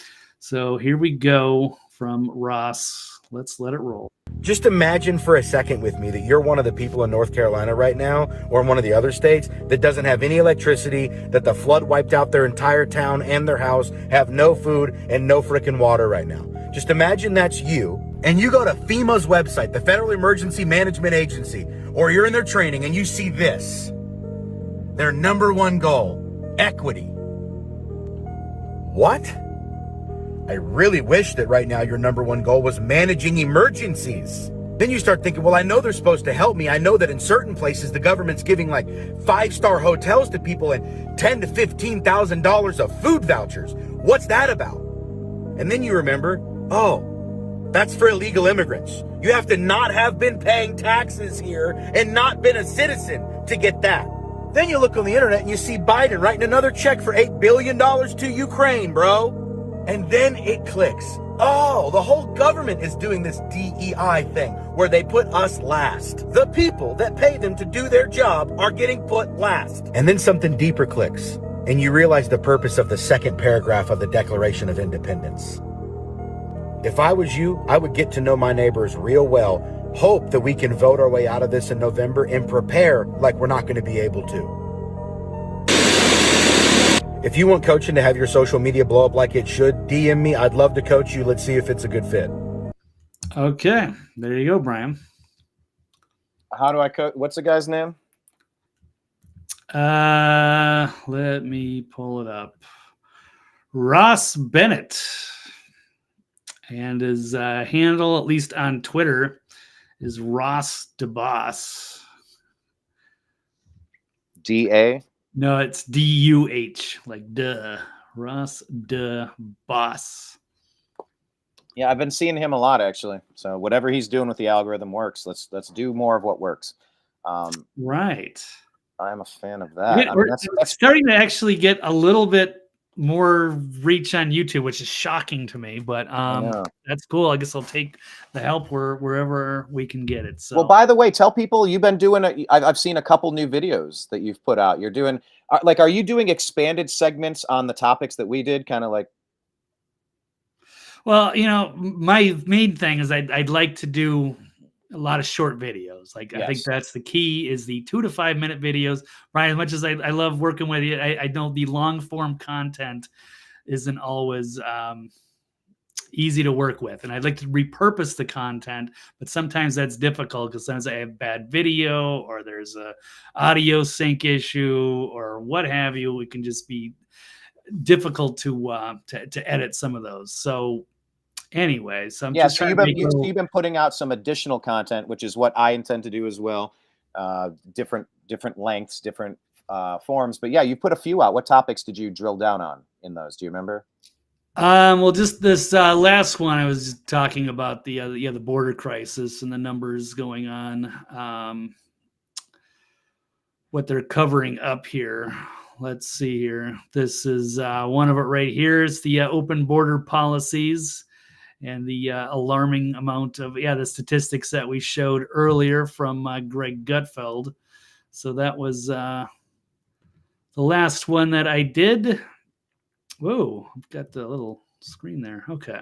Anyway, even in the Border Patrol Union tweets that were roasting Kamala, and the reality, it's pretty frightening what's happening, and people need to know it could be disqualification. That should be treason. That is bad news. Yeah. What they are covering up there, it's criminal, and allowing criminals into the country. Yeah, tell people how they find that. What's that? YouTube? What do they search under? The Next It's Level on News. Twitter. It's on YouTube. It's on Rumble. It's on Brighteon, and it's on Facebook. I've put it on pretty much everything I can. And that's The Next Level News. Right? The Next Level News. It's not on my website yet. That's probably the only place it won't be. Okay. So I'll have to post that as well. Yeah, I've checked out some of those videos and shared them. You said you're getting a little bit of reach over there. Oh, thank you. And a few. I know there was one the other week where I was shocked. I actually got like several hundred, which hasn't happened in a long time. And it was Well, actually, let me tell you, Blake, on the New American Media YouTube, we've gotten several hundred hits on some shows. Some of them just go really strong. And then the others, nobody ever sees them. And it's like, oh, okay, that's weird. Yeah. I forgot which one it was. Oh, it was vote for Trump even if you don't like him. But that's a great phrase. Yeah, well, that was actually one I was able to edit out of the show that we did a live broadcast on. But yeah, it actually got a lot of 660. I mean, that's pretty good.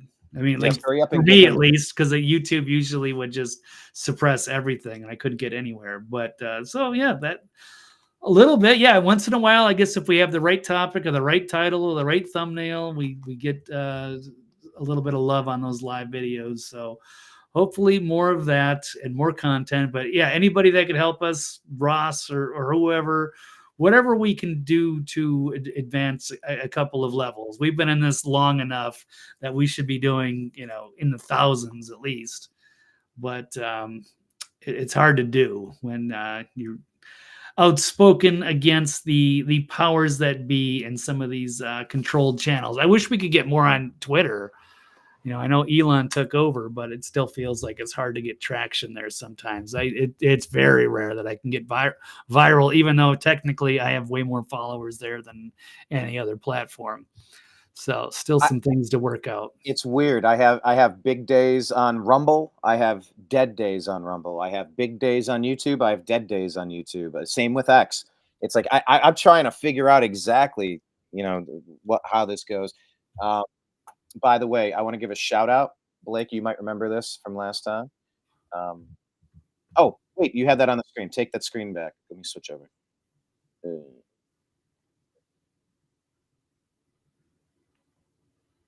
Back to Blake. There he is, everybody. TVs, Blake Walley. Where are you at in these pictures? The bottom left one is from Politicon, I believe, and that was in Los Angeles, I think. And then the far right one was in Cleveland, 2016 for the RNC. They had that little staged photo op thing with the Oval Office. And then the one up on the upper left, the big one, that is me in Aspen, Colorado, sitting in Hunter S. Thompson's seat at the bar. That was the Hotel Jerome where he ran for sheriff. And that was like his big hangout. So there is me with my vape pen, drinking an iced tea.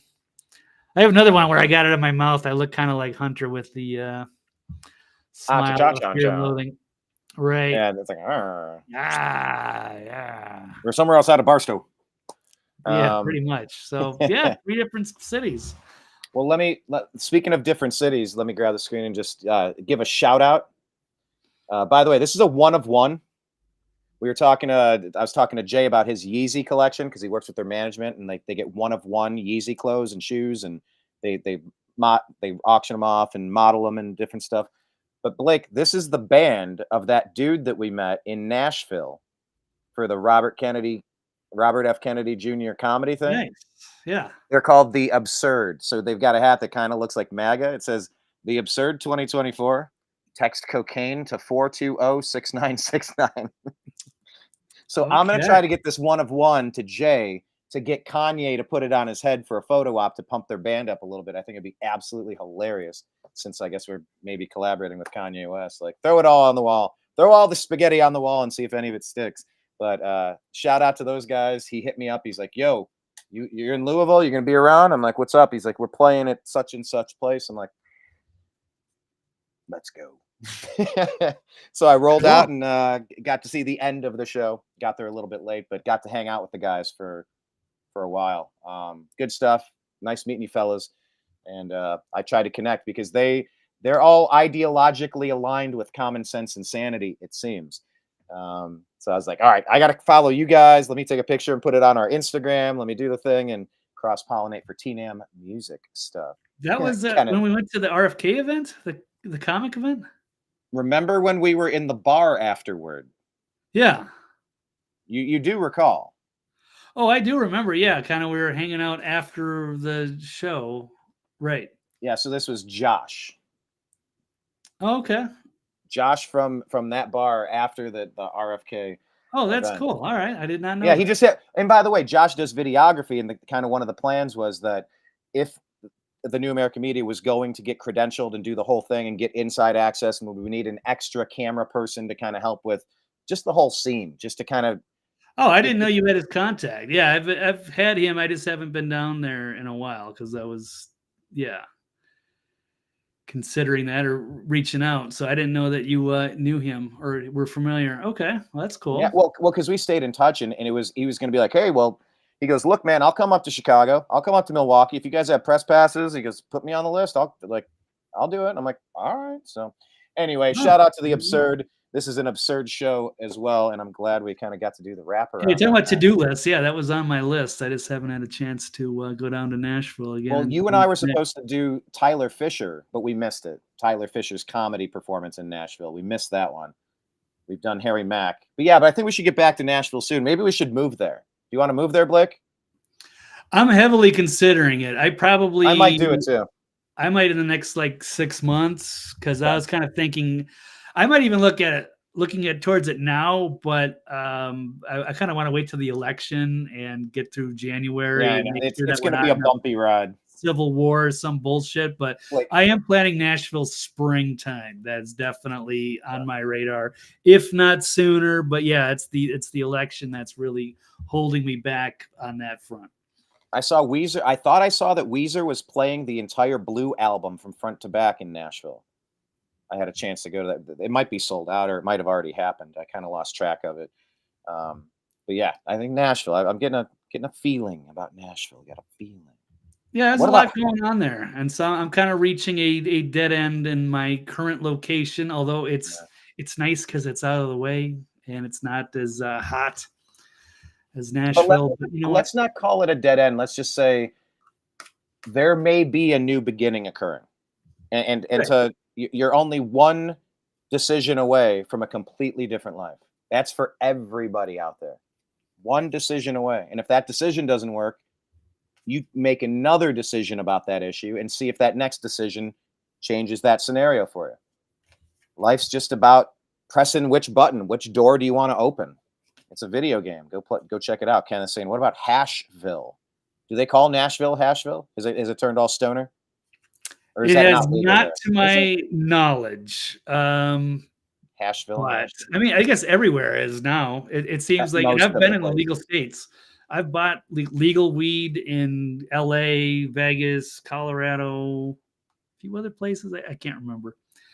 But but it seems like some of the other places, some of the other states where it's illegal actually have stronger and cheaper stuff. So all this, Delta 8 stuff or what have you. So I don't know. It's it seems like it's basically legal, even though it's not technically. But anyway, I guess everywhere is these days. How good are you on time? Do you have to run ASAP? No, I got a few minutes. Okay. I was checking because these two stories were basically when I said dead end, I'm also talking. I am currently jobless right now, so that's another story. But that doesn't mean I want to do 2-hour marathon shows. It just means that I don't have anywhere to be at 4:00. So, hey, I got you. Look, we kind of zoomed in on 90 minutes today, keeping it nice hour and a half roughly. But I just wanted to ask, did you have something specifically for this final story? Because we talked about FEMA. I gave a little bit of a diatribe, but I didn't have any stories linked to it about stocking up to prepare for any sort of hardship. I didn't know if you still had something in the stack or if you had exhausted. Yeah, this is something you know about. This came out last week. We just didn't get around to covering it, but it's persecuted former FBI specialist urging Americans to stock up on food and prepare for hardship. Let's listen to this. This is super Yeah. important, guys. Everybody listen. Gather this around the table. Invite your friends. Right, and this was in Congress, so this is a pretty big deal. And everybody in the minority party, they're fearing what Donald Trump would do in the next administration while they sit here and they look at the guy who's been persecuted by the FBI. And everybody in the room understands it. Mr. Allen, do you have comments you wish to make? I'll give you about a minute, minute and a half, and then I want to turn the rest of my time to Mr. Jordan. Yes, sir. I would just say that I consider the hearing today my last act of service as a public servant for the United States of America. And I'll give you my professional opinion. I was an intel professional for our country for many years, and I would give recommendations, and I'd also look at indications and warnings. So I would offer this to the American people as my warning to them. This is a warning to the American people, I say. Can you turn this up a little bit on your side? I can't. That the FBI And yeah, that's as high as it'll go. Actually, if I click this button, I can. Do you know that like inside that window, you can grab the audio and then boost it in the window? Oh, okay, cool. So I just boosted a little bit. Can you rewind it 10 seconds and let him cook? people is my warning to them. This is a warning to the American people, I say. I personally have no confidence that the FBI will rein in its own conduct. I've been persecuted along with Garrett, Steve, and So yes, FBI whistleblower, and he's got no faith in his administration, and he's being, he's being treated terribly, and he's actually an honorable guy doing the right thing, and it's very disturbing and alarming. So the good people that are being destroyed from within by the FBI. Kyle and countless other whistleblowers. It is my opinion. And by the way, Bureau one used more reprisal and fear. Yeah. I do want to let him talk, but like I'm picking up on something I want to. If you can reset it 5 seconds, so I don't talk over him. But I'm hearing that his voice is quivering. Yeah. A little bit. He's this is a distressed person. I'm picking up on that. I guess that's nonverbal. It's not the words, but it's how the words are being delivered. Like this guy, I can tell just by listening to the fluctuations in his vocal tone, the timbre, that I'm just picking up on that. I just wanted to point that out for everyone to just kind of hear. Very well. It is my opinion that the Bureau used reprisal and fear to control the workforce. So the FBI using fear to control whistleblowers. A seemingly effective tactic. I personally believe that there are no current effective checks and balances against them conducting lawless action with any type of correction in a legitimate time frame. I welcome the work of the IG, but I think any type of lawless action, there's no legitimate time frame to rein them back in. Their ability to overclassify information can allow them to stonewall forever. To the American people, you have a duty as a citizen to vote, and I strongly urge you to do so. It's how you participate in the American experience. I know people have doubts about election integrity, but you must vote. It is your claim. Stake your claim and don't forfeit it willingly. Have your voice heard. My other recommendations. Yeah, he knows the fix is in, and that we're all fucked if we continue on with the same administration. So unless they get Trump in and clean up the FBI, we're on a road to ruin. And it sounds like his voice. It sounds like he's trembling. He's actually he's put his hand to his mouth on more than one occasion, like just I don't know if it's a cough or a burp or a vomit or like just to like. This dude is terrified, guys. Well, yeah, I mean, he's served your whole life working for the FBI, and you're an honorable, patriotic person, and you should be a hero. And instead, you're blowing the whistle, which is heroic. But they retaliate against whistleblowers, so they're gonna ruin this guy's career. And he knows he's over, and he knows what the power of the people that he's going after and what that's going to mean for him, his family, his career. And he is issuing a dire warning in Congress. First, vote. The second, is the Second Amendment. Arm yourself and know how to defend yourself. He's warning everyone to vote and arm yourself, stock up on food and water. Make 3 to 4 friends in your neighborhood and promise to come to each other's mutual aid in times of hardship. And during the Great Depression, people stopped. Much like Ross was saying in that previous video, you got to know your neighbors, find the right ones, and group together in case of shit hits the fan. Stocked up a pantry. So I think that's a good practice. Wait, can you rewind? I didn't catch that pantry comment. Make sure you have each other's mutual aid in times of hardship. And during the Great Depression, people stocked up a pantry. So I think that's a good practice, especially in our economic times, and make sure you have 3 to 4 months of food. And as a person of faith, I'd say pray the rosary, go to the First Friday devotions. That's for everybody, all my brothers and sisters of all faiths, and I know I'm Catholic, and read the gospel of our Lord and Savior, Jesus Christ, and live it every day.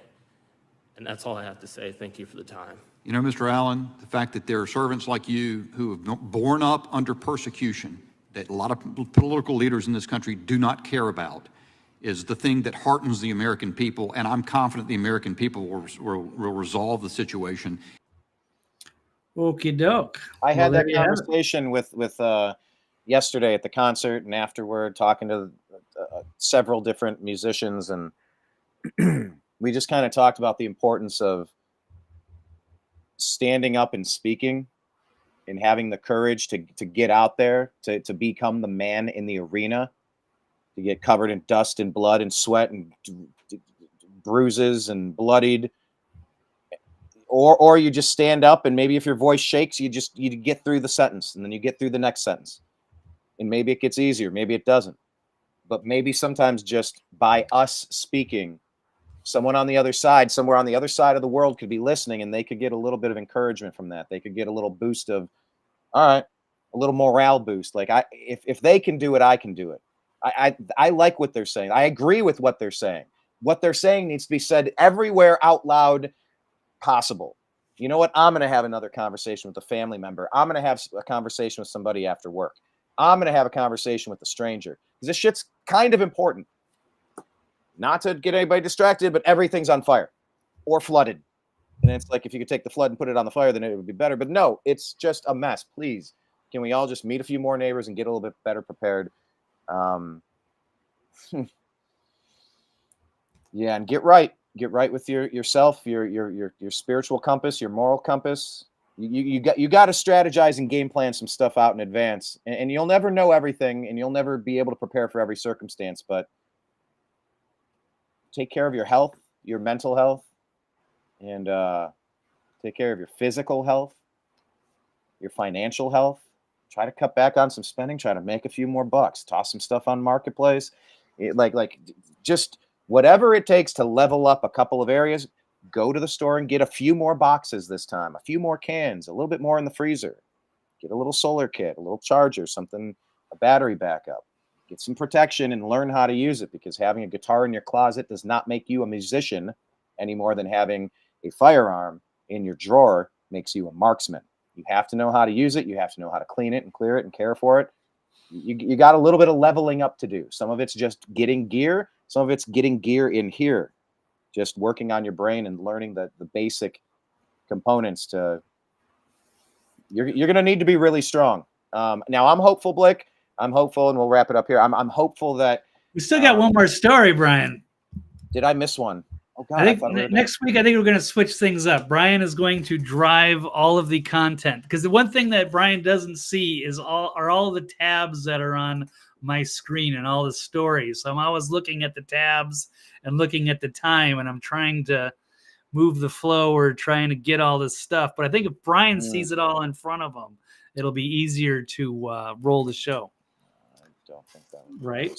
Let's talk about Arizona. Thank you. Okay. For some reason, that did not get translated over here to the captions. That was my bad. Okay. But to be fair, I did spend about 20 minutes trying to figure out a better microphone and that's right. We got a lot of issues because last week's shows were great, but I mean, it was just the replay and some of the audio that was kind of spilling over a 3-year-old computer was a little distracting, but it's not a big deal. It's fine for the live broadcast, but it's hard to reuse some of that content. But Repurpose. Well, it's not the thank you end for of the the world. reminder. Yeah. Sure. But I've been being. Have you noticed since you brought it up to me, Blake?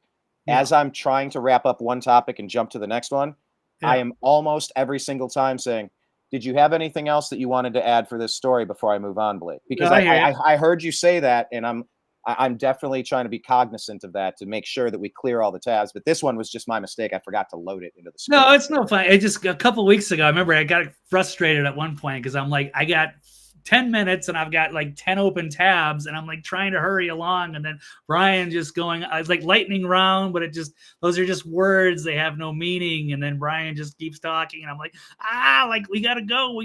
And you got to get ready for your next show. We got 10 minutes and you've got to do a show with Mike Barrett at 4:00. Like, dude, let's roll. And I don't want to get frustrated on air, but I think that's part of the thing. You don't realize all the open tabs and news topics. But I do realize, which is why I took that that feedback. You had something you felt passionately about. You provided me that feedback, and I said, "Okay, I think I understand what you're saying there." So I've been very cognizant as we wrap the stories to make sure. Anything else we wanted to say on this one before we move along, Blake? No, I think fair we're enough. good. Actually, I have another. Let me pull this up here, and that's like that feedback helped me immensely. But this one was just my screw up by not bringing the caption in. That simple user mistake. But let's talk about Arizona because we're seeing like the shrieks of the deep state. They are getting furious that we're onto them. They are furious that we're catching them and stopping them from all of these things that they're trying to do. Now, maybe they have other tricks up their sleeve, but let's talk about Arizona, Blake. Agree or disagree that Arizona's malicious incompetence has impacted the elections? I'm going to agree until proven otherwise. So the caption that you're showing down there is just all dots, but that's fair enough. Doesn't matter. Let's pull up. You shared a tweet with me from George. Yes. Arizona Democrat Secretary of State Adrian Fonts just revealed that the coding error that allowed voters to get ballots without providing proof of U.S. citizenship. Now they got 218,000 voters. So they reported that there were 98,000 that got ballots without providing proof of citizenship, but now that number has over doubled to 218,000. So in these elections that are decided by 12,000 votes or so, this could be the major thing that swings a swing state. So now, according to George, the traitors running Arizona's elections need to be held accountable. They sugar-coated the number, but now they are releasing the real one because of pressure, because people aren't watching them. He says he doesn't blame voters for the error. He blames the malicious incompetence of the state and the election fraudsters in power. And there's also ties into this leaked phone call between the Arizona Democratic leadership exposing the voter glitch cover-up attempt. So this swung the election, not only with Biden over Trump in Maricopa, but also for Katie Hobbs to make the shocking underdog victory against favorite Carrie Lake. Katie is so guilty, Blake. She is so guilty. She knows it. She is terrified. She's stuck in something. I don't think she wants to be where she's at. She's just kind of stuck there. She knows that she's going down. She knows that she's in trouble. It's glorious watching these people squirm because they know the jig's about to be up, or so it seems at least. Well, I hope you're right. So there is a phone call, and I guess one of the highlights I took from this, let's see if I can find it. Governor Hobbs, clearly alarmed by this situation, can be heard on the call saying it's going to validate all of their theories about illegal voting in our elections. So this is what they don't want you to find out. I have not listened to this call. Actually, I don't know if this is the right one. I want to find it, but I'm not sure where it is. But that is the quote on it. So they have a dire ballot dilemma. What's that? What was the quote on it again? I'm sorry. He said they have a dire ballot dilemma. They learned of a computer glitch that meant 98,000 voters had not provided proof of citizenship. And then they had a candid phone call about it, and that's even out of the Washington Post. And Politico, the nation's best hackers found vulnerabilities in the voting machines, but no time to fix them. That was, of course, when they did the audit there in Maricopa. They still never really got to the Dominion machinery. Here's the problem. We believe that there's evidence. So, it's still ongoing. It's not over in Arizona. I mean, the elections are over, maybe, but there should be people held to account if, in fact, they allowed massive voter fraud to take place to swing things for this perhaps compromised governor.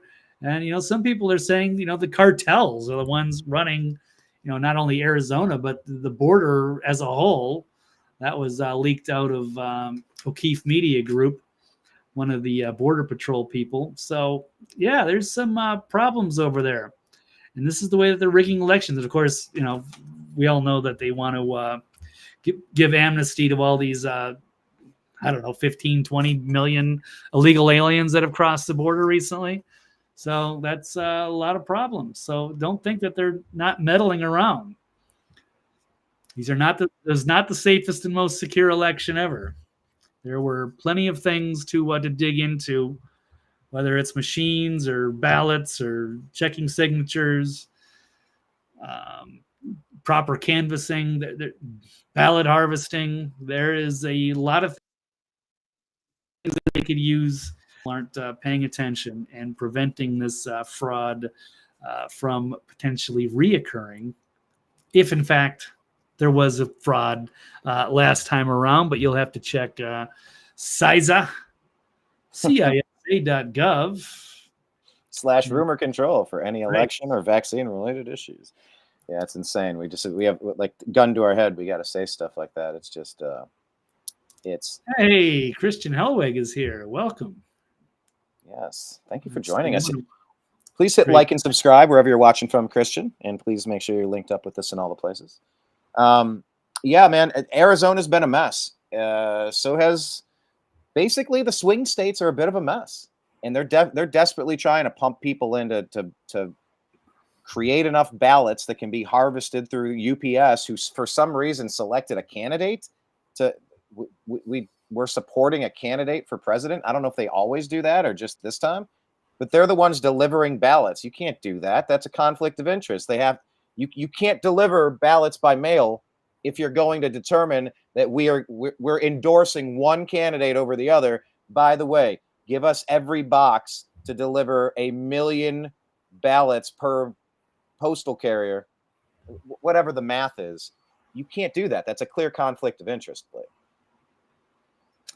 Yeah, it sure is. But I guess they'll do anything to stay in power, and that makes them dangerous. So hopefully this stuff will be all exposed and unraveled, and people will be held accountable. We shall see. To the people listening and not watching, tell them what this meme is that you put up here. They're just joking about the voter ID laws, and people say it's always like a racist, or they're disenfranchising people. It's a threat to democracy. And this is just, how ridiculous that is and absurd it is when the leftists argue with common sense people.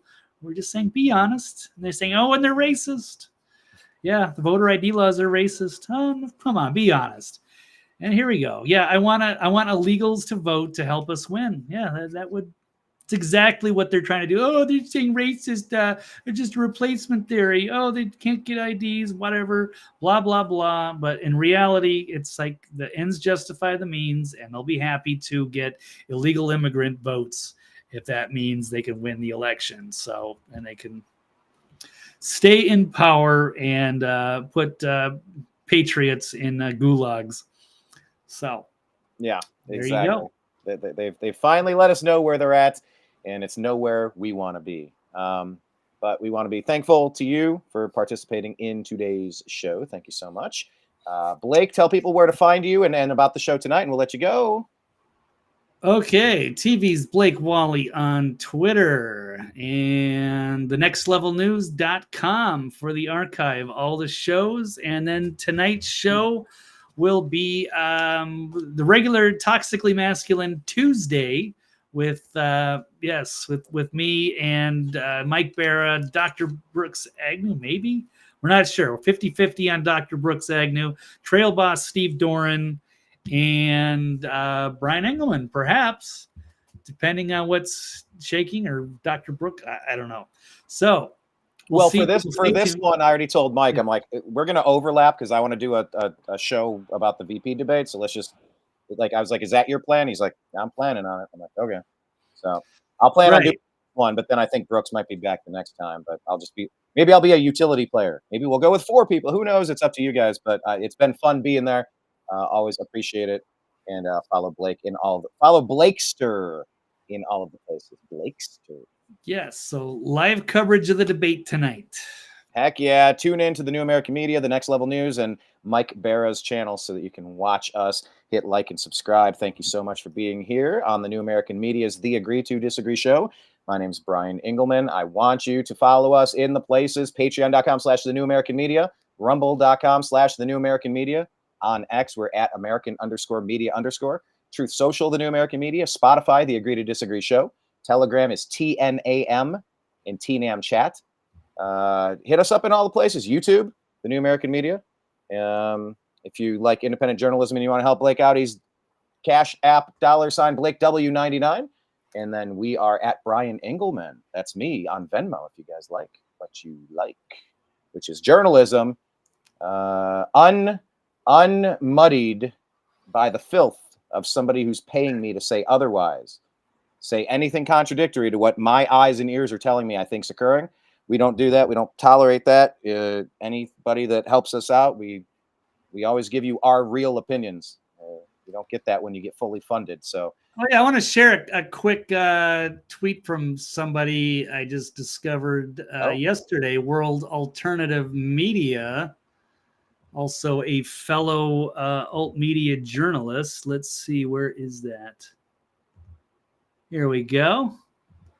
Says, those that think I post multiple free videos a day to warn the world of what's to come, all just to grift for money, are free to trade bank accounts with me. And I would like to, yes, I totally agree. I have made massive sacrifice. I get so pissed because I hate all of these paid influencers and all these corporate media hacks who lie to you. And Brian and I, we volunteer basically. We're trying to save the country, much like our forefathers once did. It was never. I was wanted to make money and make this sort of a career, or at least be able to get paid to do it. But a lot of it, it's very rare. A lot of this we just do because we love our country, we care about the future, and those are the real journalists, the people that get paid all the big bucks. Those are the fake ones. So and they just become spokesmen for the people who are signing the checks. And I'm sure everybody gets into it with some people get into it with decent intentions. But, when you have an editor, when you have a boss, a producer that says, we're going to have to take that part out. I want you to really hit this point. Let me put it, we'll type it out for you. Just go ahead and read that next one. And you're like, I'm not comfortable saying that. But, there's a different dynamic with independent media. And that's why we hope you found us here at the New American Media and the Next Level News. So thank you for joining us today. We'll be on tonight. Well, when is the debate? Is it 9:00 Eastern time? Do we know that? Yes. 90 minutes, and I believe it's at 9:00 Eastern. Do we know when our show goes live? Is it 8:30, 8:45, or 9? Last time we started 30 minutes early just to kind of cover the regular news before the debates. So it could be that. So let's plan on that. 8:30. Perfect. Well, we'll be back at 8:30 doing the vice presidential debate. I'm super excited for it, and I appreciate every one of you. Hit like and subscribe. Tell your friends, and we'll be back later. We appreciate you. We love